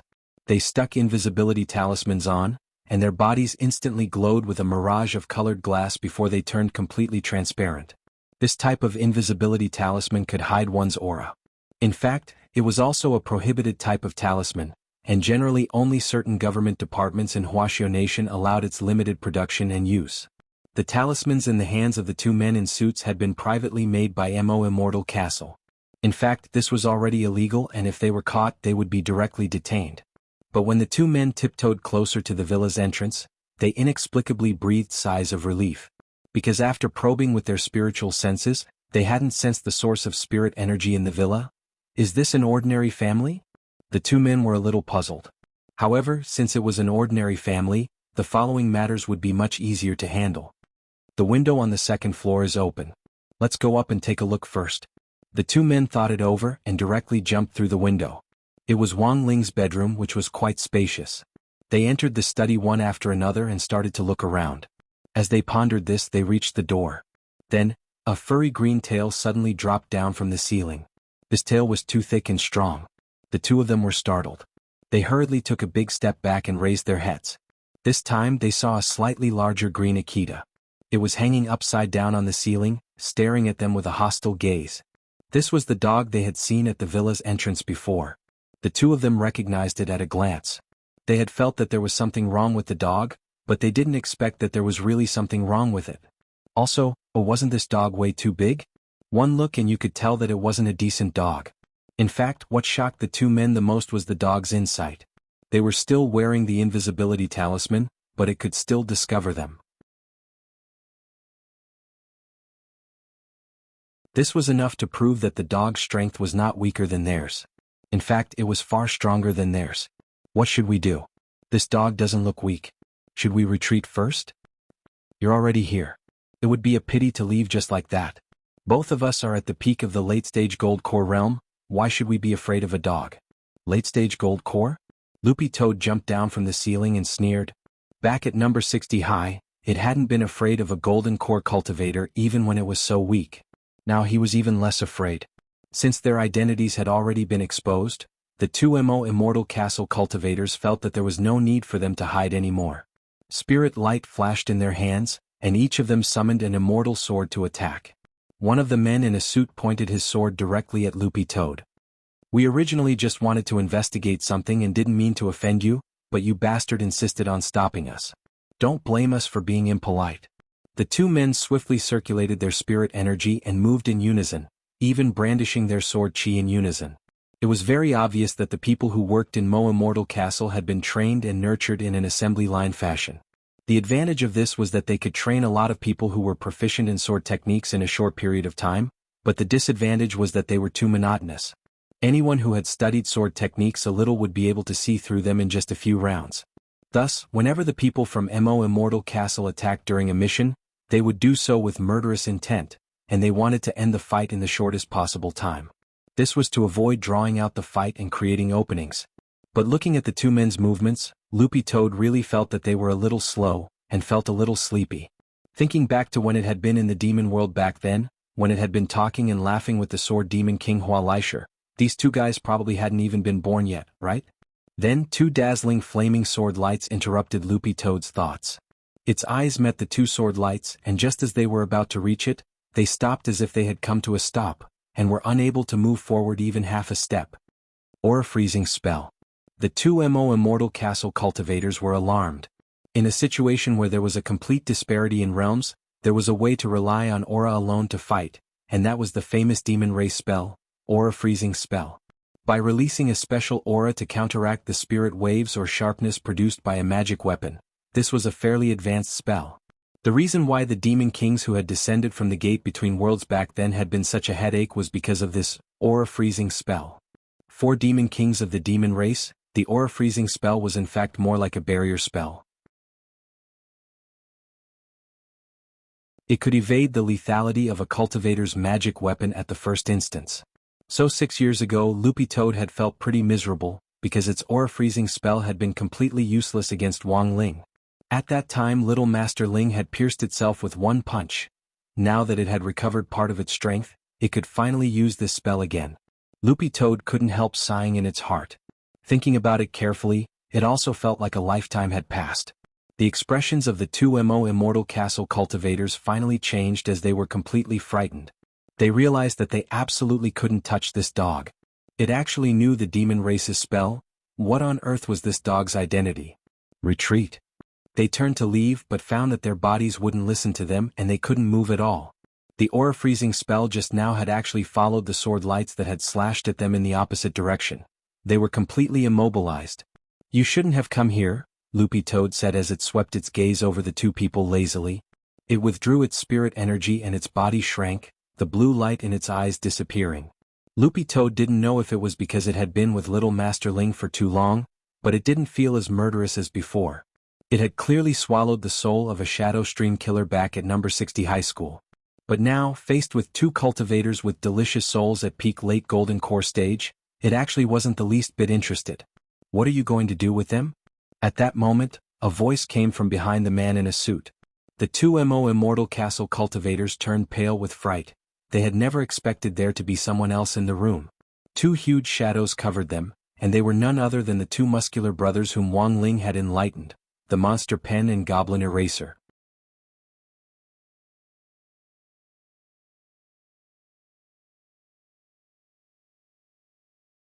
Chapter 161. Loopy Toad didn't have any intention of killing these two people, but Little Master Ling would definitely be unhappy if he found out that they had broken into the Wang family's villa without permission and were plotting something. Loopy Toad wasn't interested in their souls, but it also didn't want them to leave alive, so it was best to leave them to these two gremlins, Pen and Eraser. These two people couldn't move at all, and had no idea what the two muscular brothers behind them were going to do to them. They were scared to the point of peeing their pants, but unfortunately, the aura freezing spell was so powerful that even their cavernous bodies were frozen. Both of them couldn't stop trembling. "Pen, should we get rid of them?" "Eraser, forget it, Little Master won't be happy if their blood splashes all over the room." Alright, there was only one way left. The two muscular brothers looked at the toilet in Wang Ling's bedroom at the same time, and then escorted the two people to the toilet. "Pen, you're lucky. Our Little Master likes cleanliness, so we won't let you see blood today." The two Immortal Castle cultivators turned pale with fright. "What do you want to do?" What?" Rubbing his fists, Goblin Eraser opened the toilet lid, then grabbed one of them by the foot and directly flipped him upside down before stuffing him into the toilet. Finally he quickly pressed the flush button, and with the sound of rushing water, this person was directly sucked in and directly disappeared. Wang Ling had enlightened this toilet, and it led to an alternate space. No one knew exactly where it led to. But in theory, once they were flushed down the toilet, these two people would essentially disappear from the world. The other Immortal Castle cultivator was so frightened that his face was covered in sweat. "You," Goblin Eraser put one foot on the toilet seat and pointed at it condescendingly. "Are you going to go in yourself or do you want me to throw you in?" The Immortal Castle cultivators.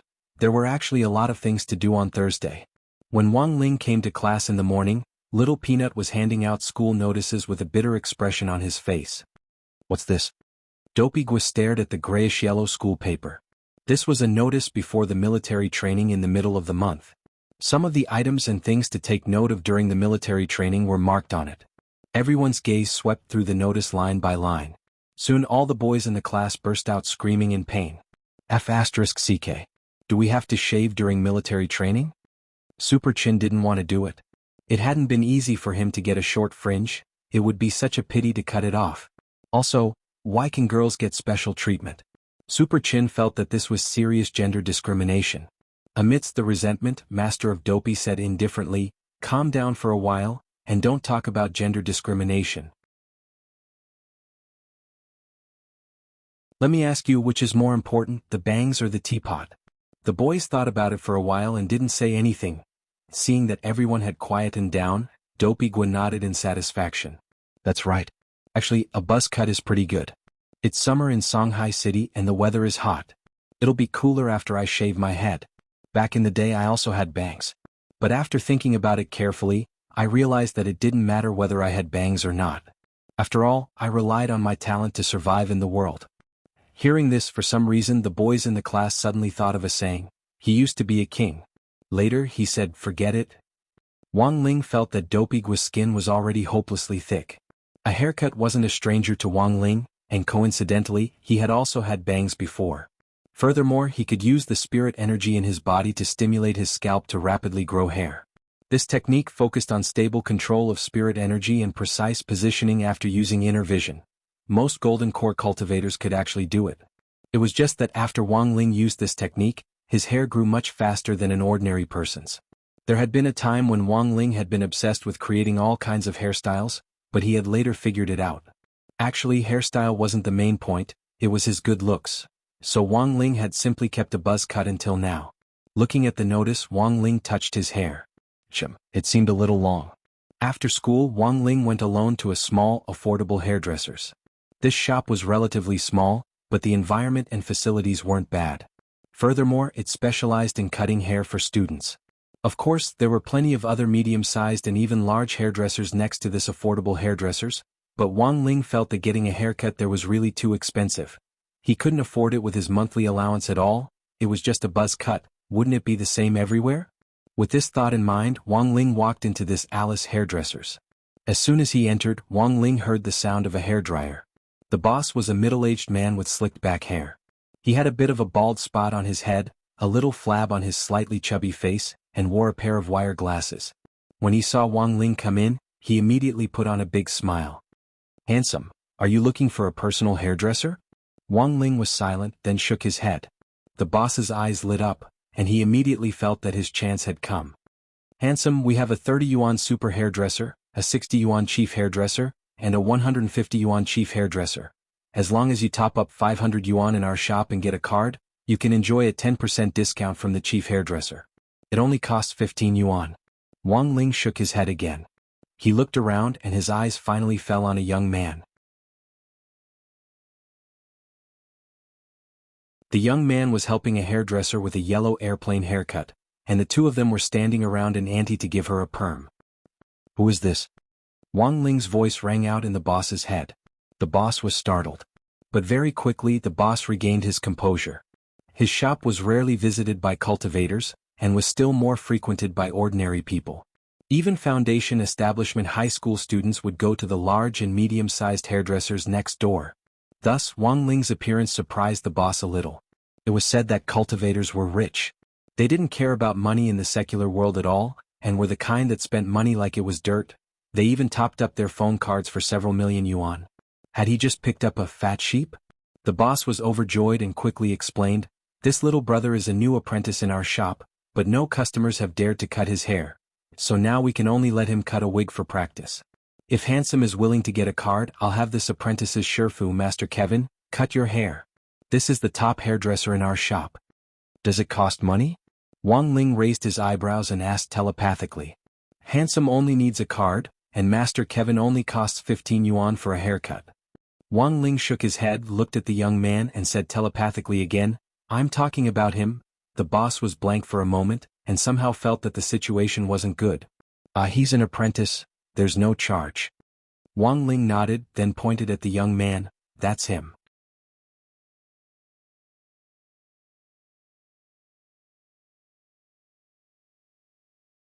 Chapter 162. Actually, Wang Ling felt that he really wasn't a stingy person. Money should be spent where it should be spent, and not a penny where it shouldn't be spent. This was the economic view of consumption that Wang Ling had developed since he was a child under the guidance of father and mother Wang. A haircut was just a trivial matter, and Wang Ling was more willing to spend the money on crispy noodle snacks. He had recently heard that Little Raccoon had released a new flavor, which was indigo wood mustard. Wang Ling planned to buy a packet to try it out. If he could save the money for this haircut, he could buy a few more packets. After a moment of silence in the barbershop, the apprentice brother whom Wang Ling had called out had an incredulous expression on his face. He turned to Wang Ling and bowed solemnly. "Thank you for your trust in me. I will definitely do my best."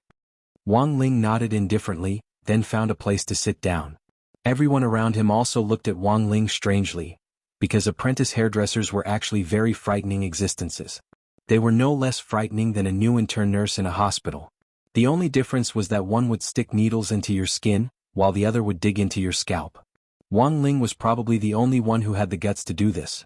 This was probably the apprentice brother's first time cutting a customer's hair. Holding the electric razor in his hand, a few drops of cold sweat trickled down the corners of his eyebrows. He looked a little nervous, like an inexperienced little sister who was about to offer her first time. I'm going to start. It was just a buzz cut, he just needed to clean the sides and the back, it wasn't that hard. The apprentice brother comforted himself, but the moment the electric razor touched Wang Ling's scalp, his hand trembled. In a flash, the back of Wang Ling's head was shaved bald. "Little brother. The boss." Wang Ling rubbed his bald scalp and shook his head. Then, the hair there actually grew at a speed visible to the naked eye, and very quickly, he turned from a Wu Ku into a Scion. The boss and his companions were stupefied. What the hell? There was this kind of operation? After about an hour, Wang Ling walked out of the barbershop without a hitch. The boss grabbed Wang Ling. "Jinren, don't go." Then Wang Ling saw the boss take out 200 yuan from his trouser pocket and stuff it into Wang Ling's hand. "Wang Ling?" The boss pointed behind him at the hair strewn all over the floor, and looked at Wang Ling gratefully. "Thank you, spiritual master, for providing my shop with hair. The quality of immortal hair is really too good, it can be made into a high-class wig. This 200 yuan is the market price for hair. I hope that Taoist master will come often in the future." Wang Ling combed his hair and went home, his pockets full of half-price crispy noodle snacks. This time he had shaved his head and picked up 200 yuan for free, replenishing his stock of crispy noodle snacks. When he got home, he found that there were a lot of people in the house today. Grenade-throwing Senior Immortal and Song Qingshu were waiting in the living room, and the old man very politely served them a bowl of mung bean soup. In the summer, old people had the habit of boiling mung bean soup to relieve internal heat. When Old Man Wang was young, his mung bean soup was a star dish in restaurants. There was a limited supply every day, and even a bowl was hard to come by. However, it was a pity that these two fools did not know how to cherish or be grateful. Staring blankly at this bowl of mung bean soup, they started to ponder the meaning of the mung beans in it. In just a short while, they could even clearly count how many mung beans there were in the bowl. Song Qingshu actually didn't have this problem at first, but after following Grenade-throwing Senior Immortal for a few days, he had been led astray. "Brother Ling." Seeing Wang Ling appear, Grenade-throwing cupped his fists politely. Next to him, Song Qingshu also stood up and saluted, calling him Ling Jinren. The old man didn't care about Wang Ling. He still had to catch up on his TV series. Seeing that Wang Ling had arrived, he hurriedly waved his hand and said to the two of them, "Well, there's more in the pot of mung bean soup. If it's not enough, I'll go get more. You guys talk first." "Okay, thank you, great senior." Grenade-throwing Senior Immortal said sternly and nodded. At the same time, he was deep in thought. "I definitely have to take the mung bean soup home later and carefully study its mysteries. Maybe after drinking this soup, I'll have hope of reaching the void refinement stage." Wang Ling. Returning to the topic at hand, Grenade-throwing Senior Immortal sat on the sofa and looked at Wang Ling as he said, "Brother Ling, I came to look for you this time because I have good news. Thanks to Little Song this time, we found the whereabouts of the maker of the stone ghost mask." Song Qingshu echoed him. I only provided a little clue, but thanks to Senior Grenade-throwing Senior Immortal and that Senior Black, they were able to pinpoint the location based on the clue. Hearing this, Wang Ling nodded. In the end, Song Qingshu still fulfilled his promise and didn't go back on his word. If they could find the maker of the stone ghost mask, it meant that the matter of the stone ghost mask would come to an end very soon. As for Immortal Castle, which had been trying to use the mask to secretly rise to power, their plot would also be completely ruined. Of course, this was the ideal situation. In fact, Wang Ling was also very curious about the identity of the maker of the mask. According to the location Little Black gave me, the maker isn't far from here. Grenade-throwing Senior Immortal opened the location message that Little Black had sent him, which clearly indicated the distance between the 2 points, which was 800 kilometers. An ordinary cultivator would be able to reach this distance in 20 minutes on a flying sword. Wang Ling cupped his chin as he looked at the coordinates that Little Black had sent him and slowly frowned. The more he looked, the more he felt that this place was a little familiar. Brother Ling, don't worry, Little Black found this place after repeated calculations and verification. Combined with my great magic power, there's absolutely no mistake. Grenade-throwing Senior Immortal vowed solemnly. But Wang Ling had a bad feeling about this and his eyelids started to twitch again. It was a one-star disaster alert. Who knew what on earth would happen? Wang Ling had Grenade-throwing Senior Immortal and Song Qingshu put their hands on his shoulders, and then with a swish, the three of them simultaneously teleported in the direction of the coordinates. Right after that, a somewhat old-school restaurant that looked like it was on the verge of collapsing appeared in front of them. Looking at the huge words Midnight Dining Hall, on a horizontal board hanging from the entrance, Wang Ling was lost in deep thought. Damn. Why was it this place? Could it be that this restaurant owner used to be a smith? From a smith to a chef. Wang Ling felt that this was even more ridiculous than being a crossover singer. Grenade-throwing Senior Immortal looked at the twitching expression on Wang Ling's long-lost poker face, and couldn't help feeling a little curious. Brother Ling, it seems that you've been here before? The melodious singing in the restaurant rang out one after another. This is the person I deeply love and think about day and night.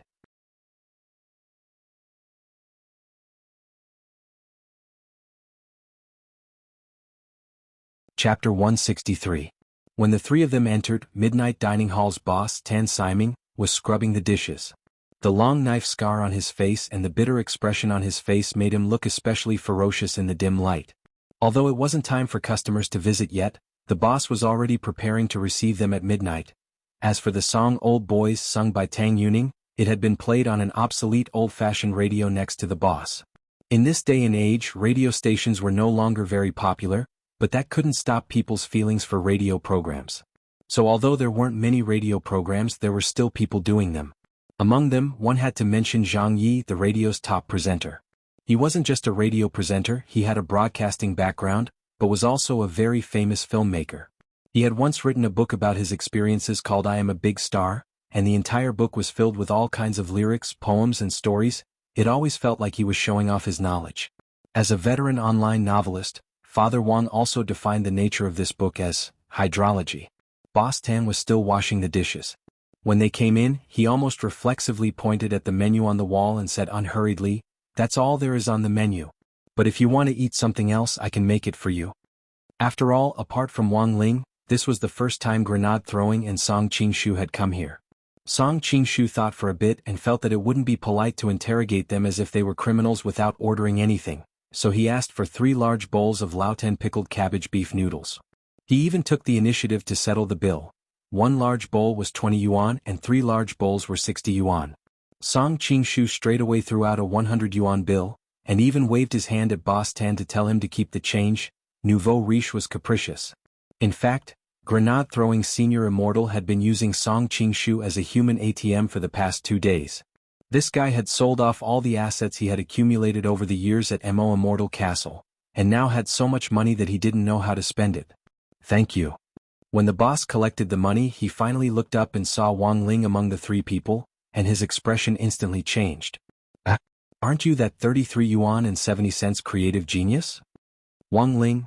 Boss Tan still had an impression of Wang Ling. After all, he was the man who had sold the song Old Boys, which had now spread all over Wuxia Nation.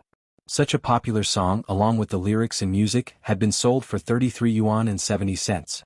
The same as 2 medium bowls of beef noodles. "Boss, do you know this brother of mine?" Grenade-throwing Senior Immortal asked as he looked at the boss. "He and his father came to my shop to order beef noodles before," Boss Tan answered. Grenade-throwing Senior Immortal's heart trembled. It turned out that Senior Wang had also been to this shop. It seems like this shop is not simple. "This song, old boys, you've all heard it, right?" After thinking for a while, Boss Tan simply told him about the song Old Boys. Grenade-throwing Senior Immortal and Song Qingshu were greatly shaken when they heard this. "Brother Ling, you can write songs?" Wang Ling nodded shamelessly, his face expressionless. Because from a theoretical point of view, he was just a carrier of songs. At the mention of Old Boys, Boss Tan's resentful expression deepened. Previously, when Little Tang wasn't popular, he would always come to my shop. There was a time when he had to rely on me to help him survive in Shanghai City. Now that he's popular, he hasn't been here for a long time. Speaking up to this point, Boss Tan smiled bitterly. "I was hoping that he would help me drum up some business. This is simply abandoning him after using him." Grenade-throwing Senior Immortal shook his head. The boss had originally been depressed about this matter, but now that he had found someone to talk to, his mood instantly improved a lot. He looked at the previous boss and said, "By the way, why did you come to me at this hour?" Back to the topic at hand, Boss Tan wasn't a fool. It was written very clearly in his shop that it generally opened at midnight, but these three people had come to him at 7 or 8, and had even ordered 3 big bowls of beef noodles in one go. The most important thing was that they had even given him a tip. There was most likely something fishy going on here. Boss Tan had seen a lot of people over the years, and could sometimes guess what the customers in his shop were thinking just by looking at their expressions. Fortunately, Boss Tan was a straightforward person, and his attitude reassured Grenade-throwing Senior Immortal.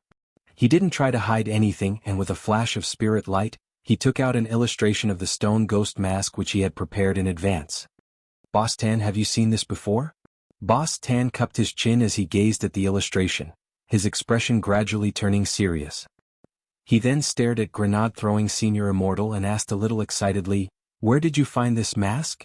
When Boss Tan said this, the weight in everyone's hearts was instantly lifted. Sure enough, the owner of this shabby restaurant, Boss Tan, had something to do with the stone ghost mask.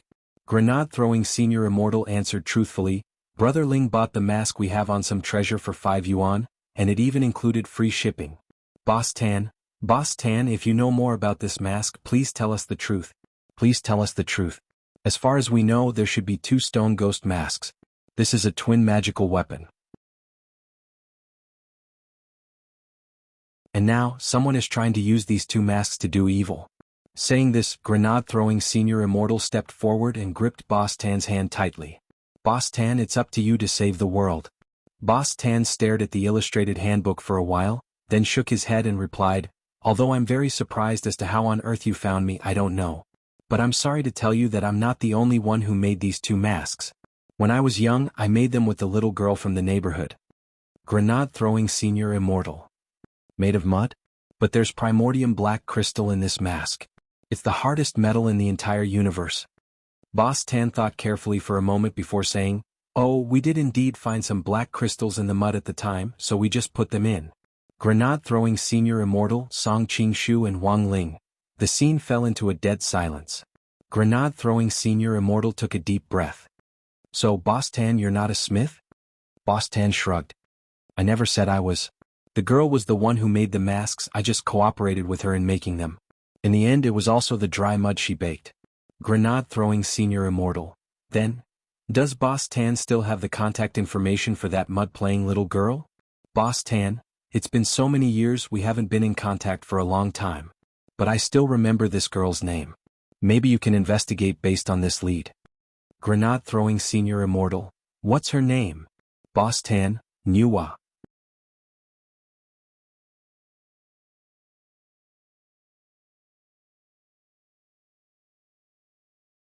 Chapter 164.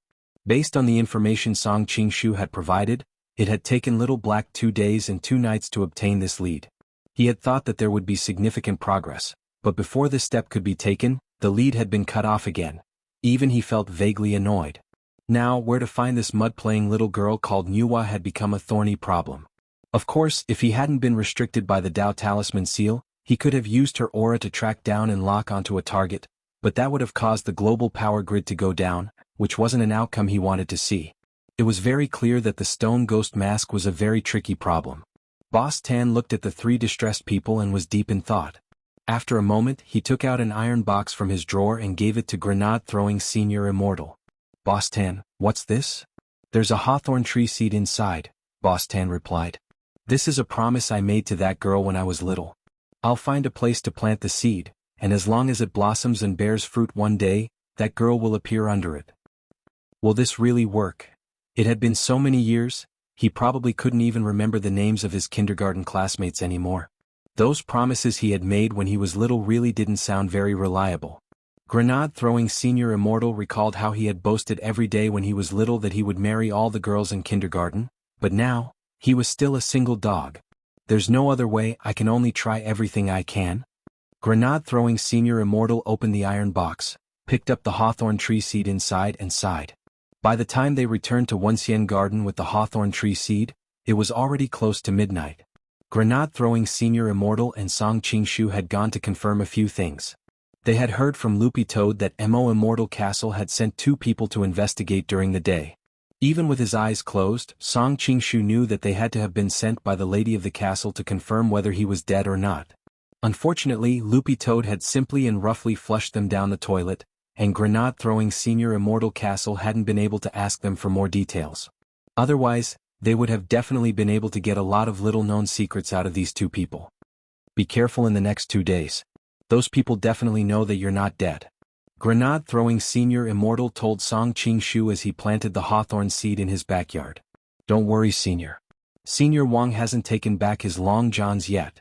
Song Qingshu replied. Grenade-throwing Senior Immortal broke out in a sweat. Most enchanted magic treasures have a time limit, and Brother Ling will probably enchant them again regularly. I don't think you have much time left with the long johns you're wearing.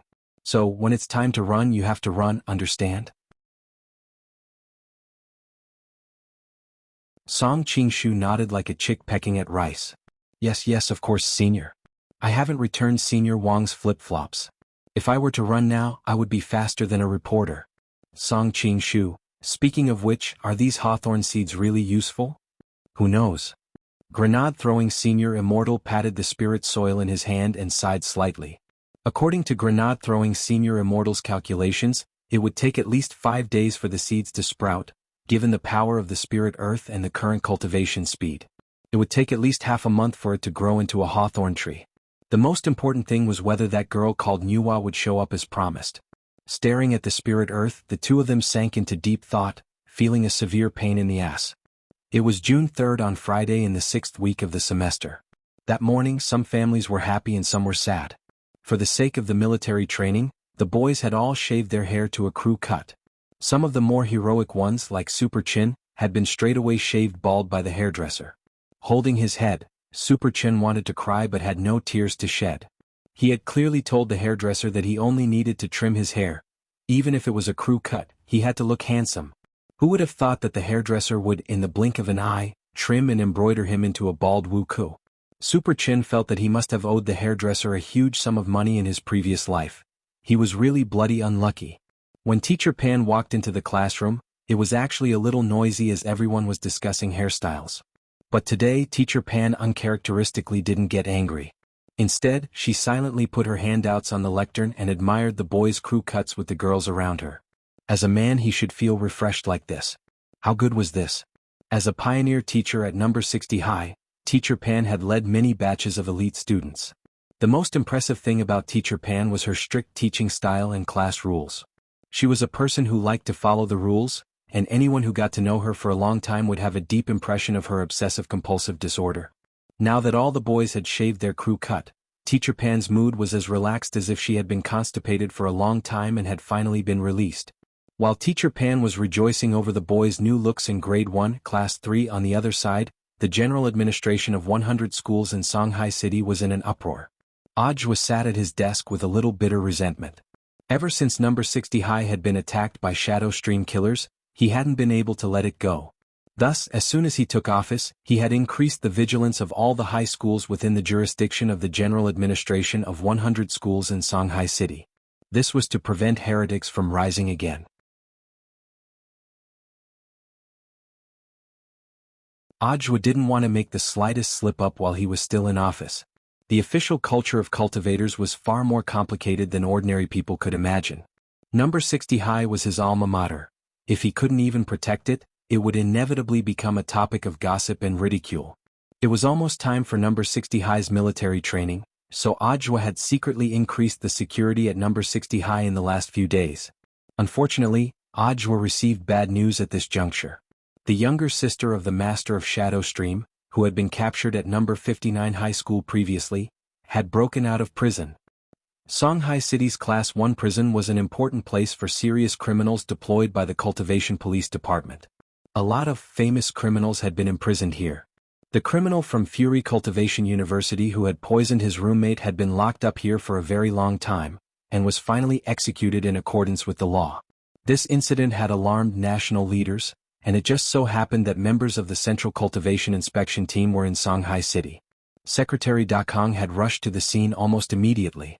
To be honest, it was quite inconceivable that someone had broken out of the National Class 1 prison for serious criminals. It had to be noted that all the cultivators who had been sent to prison had special sealing spells cast on them, and the handcuffs they wore were also specially made to restrict the output of their abilities. Furthermore, there was a huge sealing array at the bottom of the prison, which had a radius of 10,000 li coupled with the high walls that even an attacking giant wouldn't be able to cross. Breaking out of the prison was simply nonsense. After Secretary Dakong arrived at the scene, the Cultivation Police Department had already dispatched the Major Crimes Investigation Unit to investigate the situation.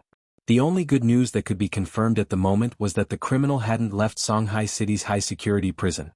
It was just that the way he had escaped was a little inconceivable. The other party had actually dismantled the steel plate under the bed and used only a fork for instant noodles to forcibly dig out a passage.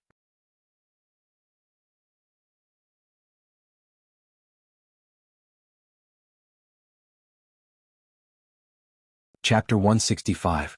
It was really inconceivable that an instant noodle fork would actually be able to dig such a long tunnel in a national level 1 prison for serious criminals. With her spirit energy completely restricted, how had the girl managed to break through the heavy reinforced steel plates made from strengthened immortal crystals? That was one problem. After breaking through the steel plates, how had she transported the bricks and soil out? That was another problem. Ajwa arrived not long after Secretary Dakong. When he arrived at the prison, he could clearly feel dizzy. Seeing this, the warden, who had been waiting at the main entrance to receive him, hurriedly hung a pendant around Ajwa's neck, and his dizziness was alleviated. "What's this?" The warden explained. "Director Zhua, this is a resistance crystal developed by Huaxiao's Cultivation Academy of Science.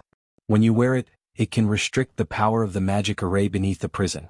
Each staff member working in the prison has one." Hearing this, Ajwa nodded. The magic array in the prison was really too powerful. As soon as he stepped in, he almost couldn't breathe, and his overall symptoms were similar to hypoglycemia: chest tightness, shortness of breath, rapid heartbeat, and dizziness.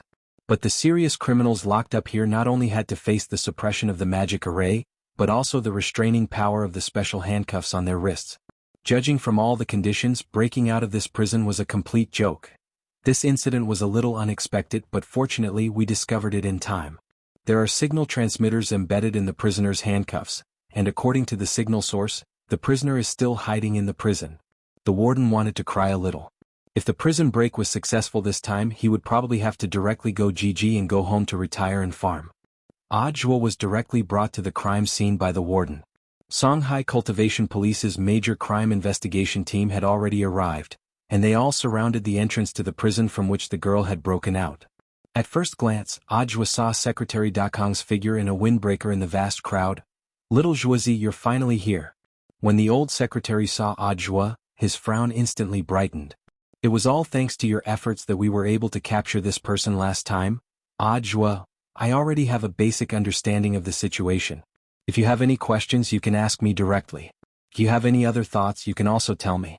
Everyone here will listen to your commands. We have to do our best to arrest and bring this criminal to justice in the shortest time possible before he actually escapes from prison." The old secretary patted Ajwa on the shoulder. "Little Zhuazi, it's up to you. I believe that if you can catch her once, you can catch her again."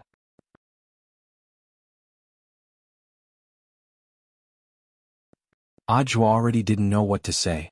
The most important thing was that he himself was in a state of confusion regarding the previous two situations. How did she escape? The old secretary replied, according to our initial observation, the criminal did use a spoon made from instant noodles to dig a tunnel to escape. Although the tunnel wasn't deep, considering the criminal's identity as a shadow stream killer, he was proficient in the bone-shrinking skill. He could use this small hole to escape. As for the steel plate at the bottom, the prisoner used a corrosive liquid to burn through it. Corrosive liquid? Audiobook was astonished. Isn't there a full-body examination before entering prison? How did he bring it in? Speaking up to this point, the warden rubbed his temples in pain. If our guess is correct, the criminal probably hid the tool in his crotch. This is a blind spot for inspection. Audiobook. Crotch? The old secretary nodded sternly. This speculation sounds a little nonsensical, but it's actually very reasonable. Actually, it's easier to hide things in the crotch. Even a grenade can be hidden there. What's a small bottle of corrosive liquid to it? Audiobook. 2 hours had passed since Jianghu had escaped from the prison cell. The outside world was calm and peaceful, but Songhai's level 1 prison was already in an uproar. No one could say for sure what would happen in 2 hours. The longer it dragged on, the higher the chances that the criminal would actually escape. As a criminal wanted by the vicious assassination organization Shadow Stream, there was no guarantee that the other party wouldn't do anything harmful to society if he was allowed to escape from prison. Jianghu had crawled out of a haystack 3 kilometers away from the prison's main building. When she crawled out, she was still holding an instant noodles fork and handcuffed. Tied to the fork was an armor-piercing talisman, which was why Jianghu had been able to dig through the soil as effortlessly as if she were digging pudding. When she broke out of the ground, the effect of the armor-piercing talisman had already disappeared, and the instant the effect of the armor-piercing talisman disappeared, the instant it tragically broke into 2 pieces. Oh, that was right. Jianghu had also taken this armor-piercing talisman out of her crotch. It's all thanks to the escape package elder sister prepared for me. Jianghu held a glass bottle the size of a finger in her hand, which was stuffed with all kinds of hoi poi capsules, which contained all kinds of magic treasures that could be used to escape capture. Jianghu, on the other hand, had kept them in her crotch all this time. Jianghu could have escaped a long time ago, but unfortunately she had been knocked unconscious. By the time she had woken up, she was already in prison. It had taken some time, but fortunately she had managed to escape in the end. Lying in the haystack, Jianghu stared at the bottle in her hand. She gritted her teeth hatefully and pounded the ground in grief and indignation. Those damn cats and high school students, they made me suffer so much here. Just you wait. Jianghu narrowed her eyes, a hint of malice in them. Her top priority now was to think of a way to escape from here. Jianghu was well aware that although she had escaped from the cell, she hadn't truly escaped the prison. Furthermore, she had a hunch that she was being watched. I have to think of a way to undo these damn handcuffs first.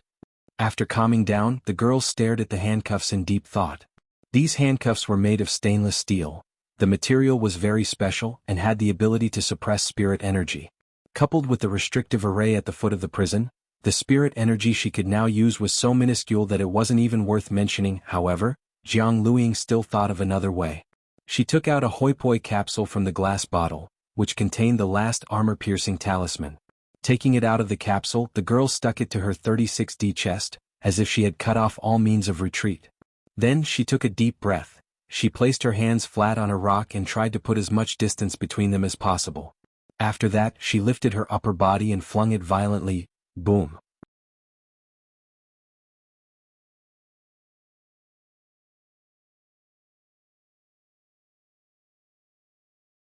Chapter 166. In ancient times, there was a chest weapon that could shatter boulders, and today there was a chest weapon that could shatter shackles. Looking at the shattered handcuffs, Jianghu suddenly felt a sense of heroism in her heart. She felt that she had accomplished an unprecedented feat. The main reason was that this armor-piercing talisman was just too useful. This was an armor-piercing talisman which had been specially drawn by her elder sister, and was more vicious and violent than the ones sold on the market. That was why it could generate enough force to directly shatter the handcuffs. Without the shackles of the handcuffs, Jianghu felt that her spirit energy had recovered significantly. Although the magic array under the prison had the ability to restrict spirit energy, it was still very difficult to control it. But over the past few days, Jianghu had gradually adapted to this kind of oppressive environment. She had 2 golden cores inside her body, which was like having 2 CPUs at the same time. Her spirit energy worked faster than an ordinary person's, and even in such a restrictive environment she could still exert half of her strength. This had played an important role in her escape from the prison. Without the help of the prison resistance crystal, it would be nonsense for an ordinary felon to escape from the prison's magic array and the handcuffs on their hands. But now the girl felt that her chances of escaping were much higher. This prison was quite large and she had just escaped from the main building. His current location was a training area 3 kilometers behind the main building. It was a small forest. It had originally been a place for prisoners to exercise, but now it had become a hiding place for Jianghu to escape. If she dashed out so brazenly now, the prison officers who were already searching nearby would immediately find her. What Jianghu needed to do now was to use the invisibility talisman in the escape package to find the sewer that led outside the prison as soon as possible. Then, while the armor-piercing talisman's effect was still active, she would use the chest weapon to smash a hole in the barrier outside the prison. Otherwise, there was no way she could break through the prison's high walls, which were ridiculously thick. Now that things had come to this, Jianghu had no other choice. If she wanted to escape from here, she could only make one last attempt. In the forest, the girl gritted her teeth, circulated her spirit energy, and stuck the invisibility talisman on her body, then swiftly flew off in one direction. Half an hour later, the prison guards patrolling outside found the broken handcuffs on the ground, and Secretary Sun and Audiobook quickly led a group of people to the scene. When the warden saw the handcuffs that had been reduced to pieces, his heart trembled with fear, and a distressed expression appeared on his face. How did the other party destroy these handcuffs made of special materials under the restriction of the sealing circle and the handcuffs? Since the enemy has the ability to escape, destroying the handcuffs should be expected. Secretary Kong gazed at the shards of the handcuffs and pondered a little. But what on earth could have such destructive power? Little Zhuozi, do you have any ideas? Audiobook was at a loss. The old secretary continued to speculate. The handcuffs of the first-class prisons in the country are all made of extremely dense and pure dark steel. This girl can actually cause such great damage to the handcuffs. This is enough to prove that they must have some kind of weapon of mass destruction on them. Warden, old secretary, do you think that this prisoner will harm the other felons in our prison? That's not it. Secretary Sun shook his head. This girl's #1 goal now is to escape, so the weapon of mass destruction she's carrying is very likely to be used to destroy the prison's high walls or the barrier outside the walls. As soon as he finished speaking, a deafening roar traveled into everyone's ears. The warden held a walkie-talkie in his hand. Hurry up and check. What's that sound? Very quickly, several prison guards on the other end of the walkie-talkie reported, "Reporting. We found the target is destroying the barrier." Warden, then hurry up and subdue the target. Prison guard, reporting. The target is moving very fast and seems to have used an invisibility talisman. We're using a scanner to locate the target. Warden, after locating the target, immediately seize the weapon and arrest her. Seize the weapon. Outside the high-class prison's barrier, the girl's figure was exposed under the scanner.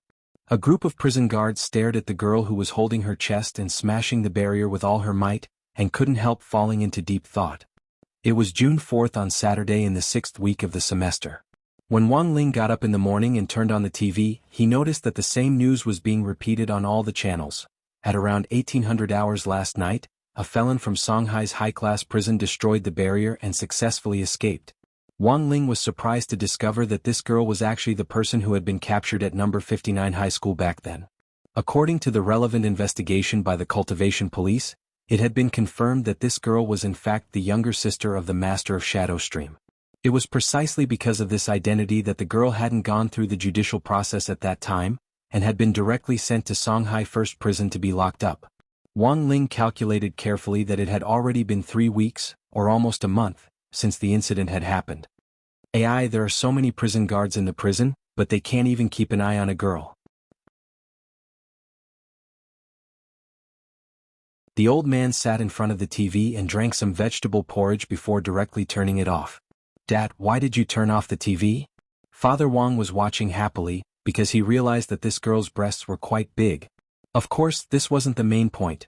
The main point was that Father Wang was more curious about how this girl had broken out of prison, and wanted to see the follow-up news report. The old man shook his head. Even if the news doesn't continue broadcasting, I can probably guess what's going to happen. Based on the usual news routine, when something this big happens, the relevant department leader will most likely shift the blame to someone else. If you don't believe me, I'll turn it on again for you to see. The old man turned the TV back on. Coincidentally, the news was at the same time that the person in charge of Songhai First Prison was making a statement. Surrounded by cameras and microphones from reporters from all over the country, a prison warden who looked to be in his late 20s had a gloomy expression on his face. I'm very sorry to have caused everyone to worry. Actually, the situation this time isn't as serious as we thought. We've already issued a national wanted order, and we've already found clues leading to the fugitive's escape. We'll immediately organize forces to arrest and bring the fugitive to justice. A female reporter wearing black-rimmed glasses asked, Warden Liang, can you explain the main reason for the fugitive's escape this time? Actually, the mistake this time was that our prison used newcomers. These newcomers aren't very familiar with the job, so when the fugitive was taken into custody in the prison. Speaking up to this point, this Warden Liang lowered his head with a sorrowful expression. Speaking up to this point, this Warden Liang lowered his head with a sorrowful expression. Yes, that's right. All of this is the fault of the temporary workers.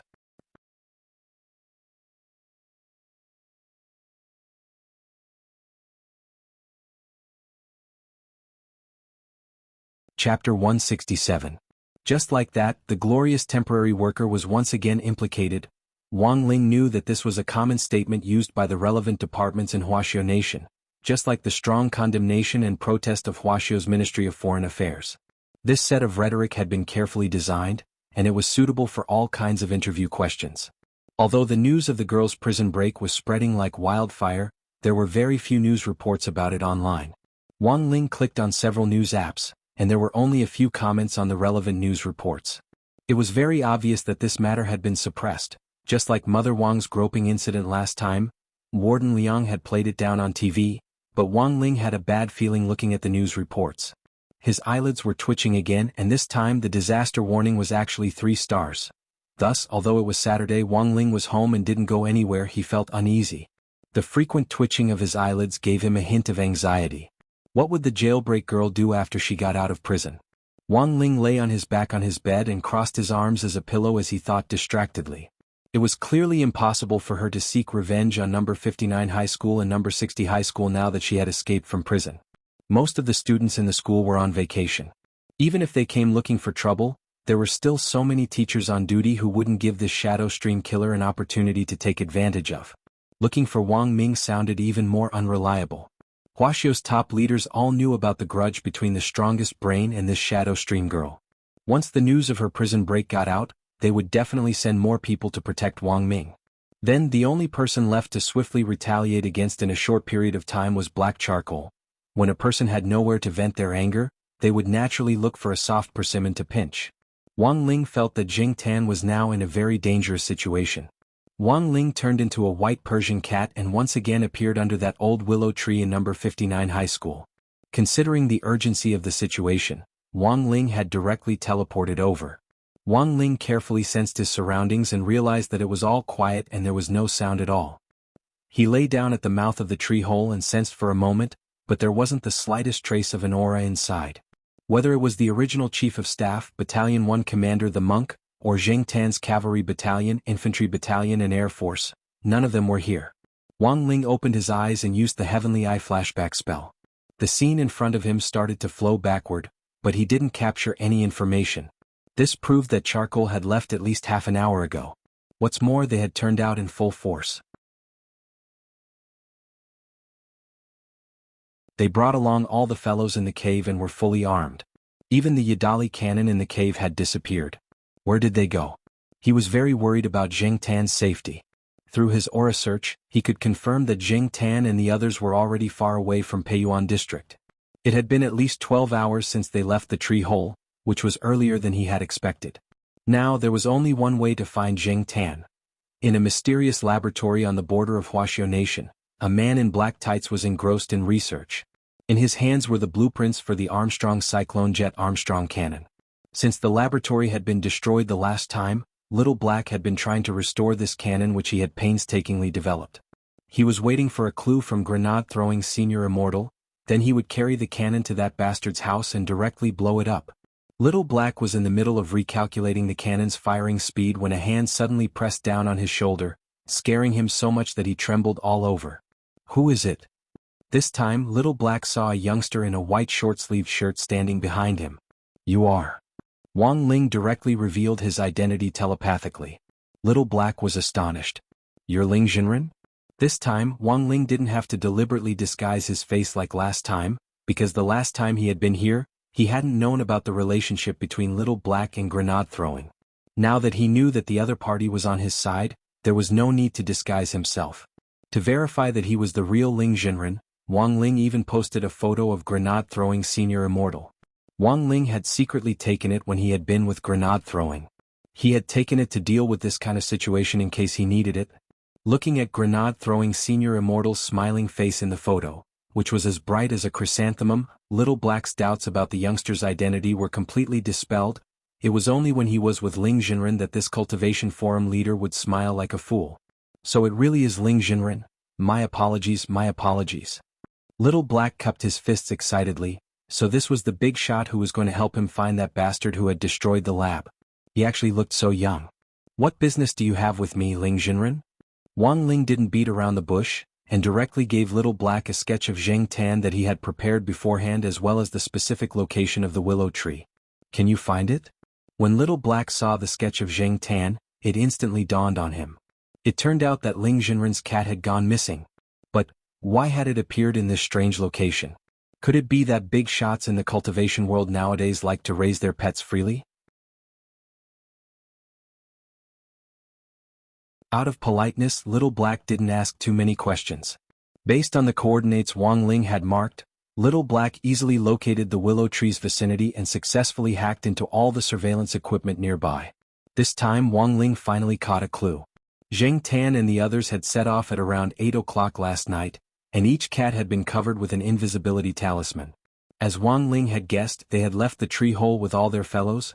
It was obvious that they were going to fight a team battle. Wang Ling's heavenly eye could clearly see Zheng Tan's black, confident face through the surveillance cameras.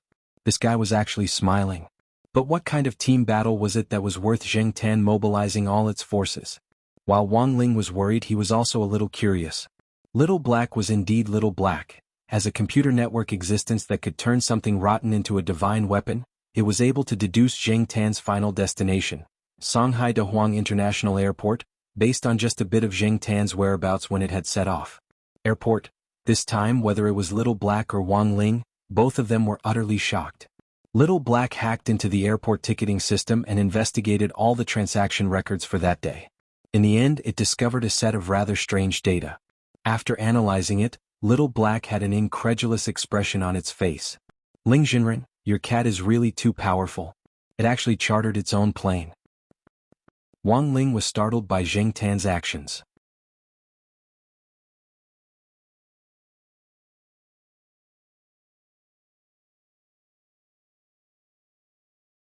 Chapter 168. Thanks to various coincidences, Zheng Tan and Wang Ling's incarnation of Immortal Miao had fought together in number 59 high school. After returning that day, Zheng Tan had started to drill its independent regiment day and night as if it had been injected with chicken blood. It had sent out several of its battalion commanders to expand its ranks and recruit soldiers everywhere. Now Zheng Tan's subordinates alone already had the strength of 2 divisions of cats. Even its realm and strength had experienced unprecedented growth. In fact, all of this was thanks to Wang Ling. When it had shaken hands with Wang Ling for the last time, Zheng Tan had pulled its hand back to find that its palm had been stained with a few strands of white cat hair. The most amazing thing was that these strands of cat hair actually had the miraculous effect of condensing the spirit energy of heaven and earth. It was even more F***king effective than a high-level spirit gathering array. Just like that, from that day on, Zheng Tan's strength began to grow by leaps and bounds. In just one short month, it had actually reached the peak late golden core stage. As for Zheng Tan's operation this time, it had actually been premeditated. In this month, apart from cultivating, Zheng Tan had also learned from stray cats about a secret stronghold suspected to be Shadow Stream's headquarters. At that time, Zheng Tan had been thinking about this attack. Just yesterday, Zheng Tan had received news that the Shadow Stream girl had escaped from prison. At that time, Zheng Tan had felt that its chance had come. Zheng Tan had decided to take advantage of the fact that this girl was still on her way to seek revenge on them to lead its army north and stab the enemy headquarters in the ass. Jianghu City, a neighboring city of Songhai City. This was the capital of Wuxia Nation. No one would have thought that Shadow Stream's current headquarters would be on an unremarkable hill on the outskirts of the capital. It seems that Ai Ying has already escaped successfully. The master of Shadow Stream, Jianghu, frowned as she sat in a high-back chair and watched news reports on the prison break. Any news of her? Tell her not to make any further moves and to come back quickly. To avoid any more trouble. As she spoke, she turned her gaze to another figure next to her. It was an assassin in white with a golden armband and a dagger at his waist. His clothes were whiter than snow, and he looked like an immortal who had walked out of a painting.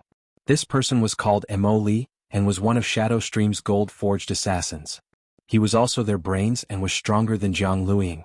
Don't worry, Lord. I've already sent someone to receive Miss Ai Ying. Immortal had a well-thought-out plan and calmly replied, "It's just that Miss Ai Ying seems to still be a little indignant about what happened last time." After she shook off the prison guard's pursuit, she went to look for those cats to take revenge. Cat? Jiang Liwei could vaguely sense that something was wrong. These cats clearly have very ordinary bloodlines, but their spiritual intelligence and realms are different from ordinary people's. They must have been taught by an expert. I think it's better not to provoke them. My lord, there's no need to worry. According to the information we've received, Miss Ai Ying seems to have barged into nothing, Emily replied softly. Barged in empty air? What do you mean? When Miss Ai Ying came to that area to search, she didn't find any traces of cats. The cats seemed to have evacuated in advance. Evacuate? Jiang Luiyue frowned, feeling that things weren't as simple as they seemed. She didn't know why, but she had become very wary of cats recently because not long ago she had found a kitten that seemed to have lost its way near the top of the mountain. The strangest thing was that this mountain was a private, forbidden area which had been set up with a magic array. Even birds would detour around this place when passing by, so how had that cat gotten in? Jiang Luiyue pondered this deeply. This was the first time that Emily had seen Jiang Luiyue so worried, and she couldn't help asking, "What are you worried about, my lord?" "I'm worried that those cats might be plotting something." "Plotting?" Emily laughed. "My lord, are you worried that those cats will find this place and attack the headquarters?" As soon as she said this, there was suddenly a tremendous explosion outside the hall.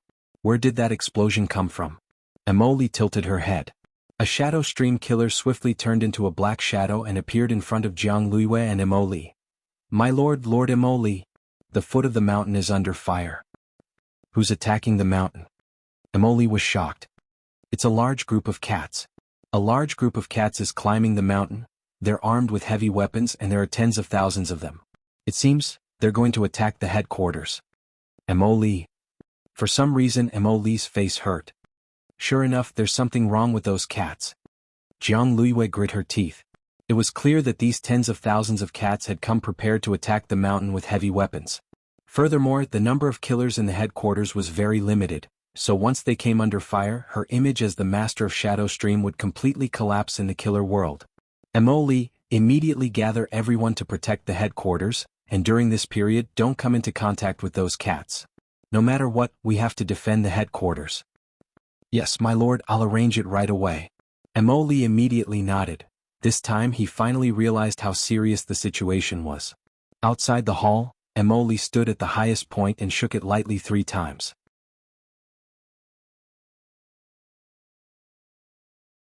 Spirit light flashed in his hand, and a string of magic bells appeared. He recited a spell and the magic bells started to vibrate rapidly. With him as the center, invisible sound waves spread out in all directions. Ringing the magic bells 3 times was Shadow Stream's highest level command to gather. 2 hours? Can we hold out until then? Emily felt a little worried as he sensed the vigorous cat army charging up the mountain at the foot of the mountain. Zheng Tan's attack on the mountain this time was completely independent and hadn't been reported to the headquarters. In fact, in recent years, there had been countless cases of Shadow Stream killers abusing cats, and they had long since become enemies with cats all over the country. Cats all over Wuxia Nation were also looking for Shadow Stream's headquarters, and had been trying to organize forces to launch an attack on it. Not long ago, the coordinates of Shadow Stream's headquarters had circulated among the cats, but they hadn't been verified yet, and all the cats were waiting for further confirmation from the headquarters. But no one had expected that before the headquarters had finished verifying the coordinates, Zheng Tan would actually make the first move. Zheng Tan's independent regiment was quite famous among the cat army led by the three cat tyrants, Tang Shi, Song Si and Yuan Chu. In the last few years, under the leadership of the three cat tyrants, the little tigers had been spread out all over the country, and had been secretly observing the movements of shadow stream killers everywhere. Thus, with Zheng Tan's attack on the mountain, all the stray cats in the nearby cities had been mobilized. Back then, Yuan Chu's capable cat general Li Yuanba had led the new cat army to catch a glimpse of shadow stream killers' movements. Li Yuanba's new cat army was in Dongbei City, which was above Jinghua City. At that moment, in an abandoned sewer in Dongbei City, a sturdy yellow short-tailed cat from the new cat army headquarters was looking at a map with two staff cats at its side. Currently, shadow stream killers in Dongbei City are gathering in a short period of time and are trying to head for the capital, Jinghua City, said one of the cat staff officers. Li Yuanba, what mission are they carrying out this time? They probably aren't. They're anxious to get closer to Jinghua City and aren't in the mood to fight. When they encounter a small disturbance from our cat army, they will quickly break away and take a detour. 2 days ago, Zheng Tan kept telling me that it was going to make big news. Looks like something big has happened. Li Yuanba narrowed its eyes and murmured softly, otherwise this bunch of shadow stream killers wouldn't be so desperate to get closer to Jinghua City. That guy's headquarters must be there. Cat Staff Officer, does Commander think that Shadow Stream's headquarters has been attacked? Zheng Tan only has one independent regiment. One regiment and they dare attack the headquarters? Li Yuanba chuckled. Why wouldn't they dare? There's nothing in this world that Zheng Tan doesn't dare to do. If it had 1 or 2 divisions, it would have King wiped out Shadow Stream long ago.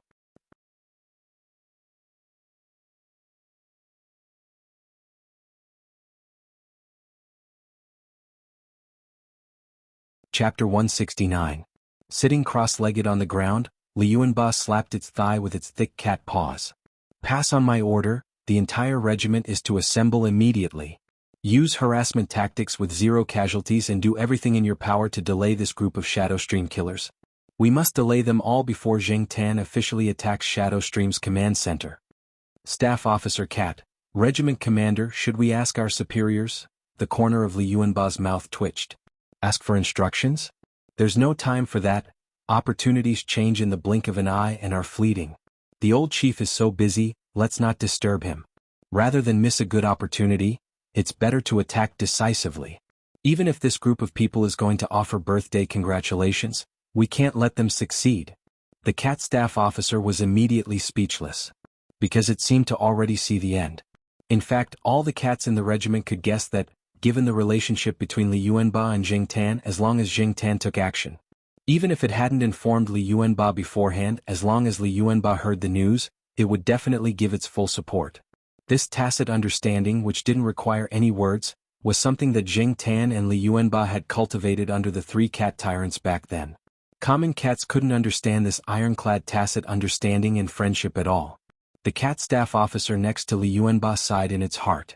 With Li Yuanba's attack, there would probably be a chain reaction among the stray cat regiments in nearby cities, and the stray cats in several cities would be thrown into chaos. Furthermore, was it really possible to achieve 0 casualties? Of course, Li Yuanba wasn't Zheng Tan's only hardcore brother. Everyone knew that the three cat tyrants Tang Shi, Song Si and Yuan Chu had cultivated the 4 great guardian deities back then. Zheng Tan was a soldier under Thunderbolt Tiger Tang Shi, Li Yuanba was a soldier under Obedient Tiger Yuan Chu, and the last little handsome tiger Song Si had cultivated the remaining 2 great guardian deities, Yun Fei and Ah Huang. Yun Fei and Zheng Tan's fate had started with the color of their fur. They were both black cats. However, Yun Fei's chest hair and the fur on all 4 feet were white, and it was a treading on snow cat. Some people said that Yun Fei's breed was treading on snow on all 4s. Back then, Yun Fei and Zheng Tan had trained and carried out missions together at night, and thus had established a deep relationship. Now, Zheng Tan had become the commander of an independent regiment, while Yun Fei was also leading another regiment. Regiment number 358. This number had a special meaning for Yun Fei. Back then, it had carried out exactly 358 missions with Zheng Tan. Yun Fei's Regiment 358 was probably the closest geographically to Zheng Tan's independent regiment, as they were both in Songhai City. Zheng Tan found a tree hole to be the regiment's headquarters, while Yun Fei found a shit-shoveling officer who was willing to do everything for it, and lived comfortably in the villa. This large villa was the headquarters of Yun Fei's 358th Regiment.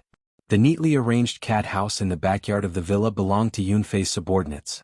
Of course, these cat houses had all been developed just like Zheng Tan's tree hole. There were many different types of cat houses, such as those for the cavalry, those for the infantry, and those for the artillery, and Yun Fei's own command center. After Zheng Tan had left Songhai City to launch an attack and Li Yuanba had issued an order for reinforcements, Yun Fei was the third person to realize this large-scale battle. In Regiment 358's headquarters, Yun Fei was looking at a map. Which guy is so bold as to actually launch an independent battle? Yun Fei's cat staff officer. Based on recent operations, only Zheng Tan's independent regiment has been able to rally forces in a short period of time and arm themselves into the capital to launch an attack. Also, based on the location on the map, that place is Shadow Stream's headquarters. Those coordinates were just a rumor at first, but I didn't expect Commander Zheng Tan to be one step ahead of us and launch an attack. Yun Fei frowned and rubbed its face with its snow-white paws. That's not right either. Jinghua, Dongbei, Songhai, they're all at war. The entire South China Cat Army is in chaos. This Zheng Tan is too bold. Cat Staff Officer. Commander, what should we do now? Yun Fei, what else can we do? Of course we have to think of a way to stop the enemy reinforcements. Inform the artillery battalion to bring out all the latest weapons. Remember, those Shadow Stream killers are quite ferocious. We just need to harass them as much as possible. Smoke grenades, flash grenades, noise grenades, fire everything that needs to be fired. Cat Staff Officer, do we have to use that Lu Baobao brand flash grenade as well?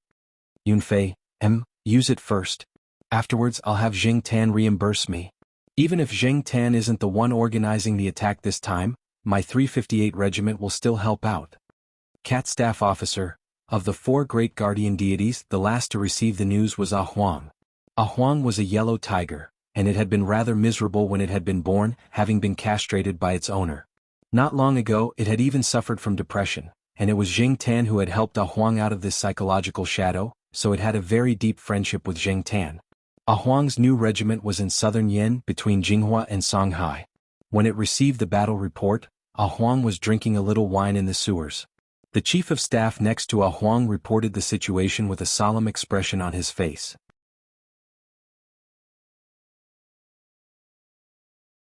We've just received word from our friendly forces liaison officer that Li Yuanba's new cat army as well as some local stray cat organizations have all joined the battle. Huang, Chief of Staff. Even Yun Fei's 358 regiment is muddle-headed. They haven't received any instructions from their chief, and have no idea what's going on.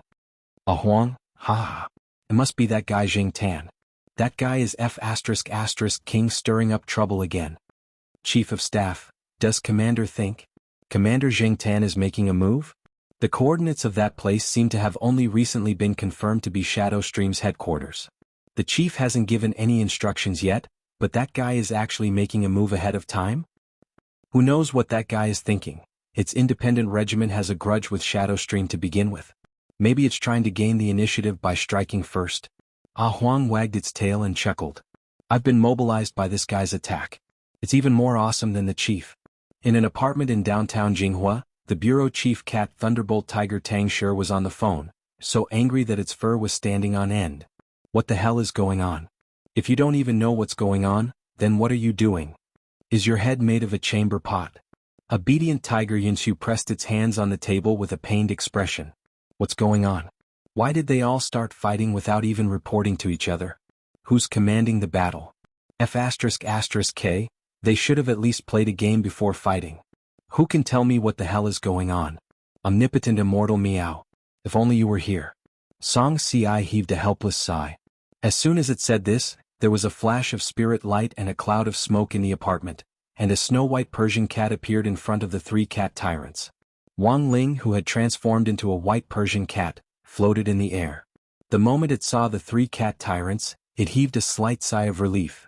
You're tuning in to the Han Li's Wuxia Adventures YouTube channel. We're so grateful for your support, and don't forget to subscribe to join us on this incredible journey through captivating stories. Your generosity through donations truly makes a world of difference, as it's the primary source of revenue that allows me to expand and enhance this channel for you. Thank you from the bottom of my heart for being a part of this adventure.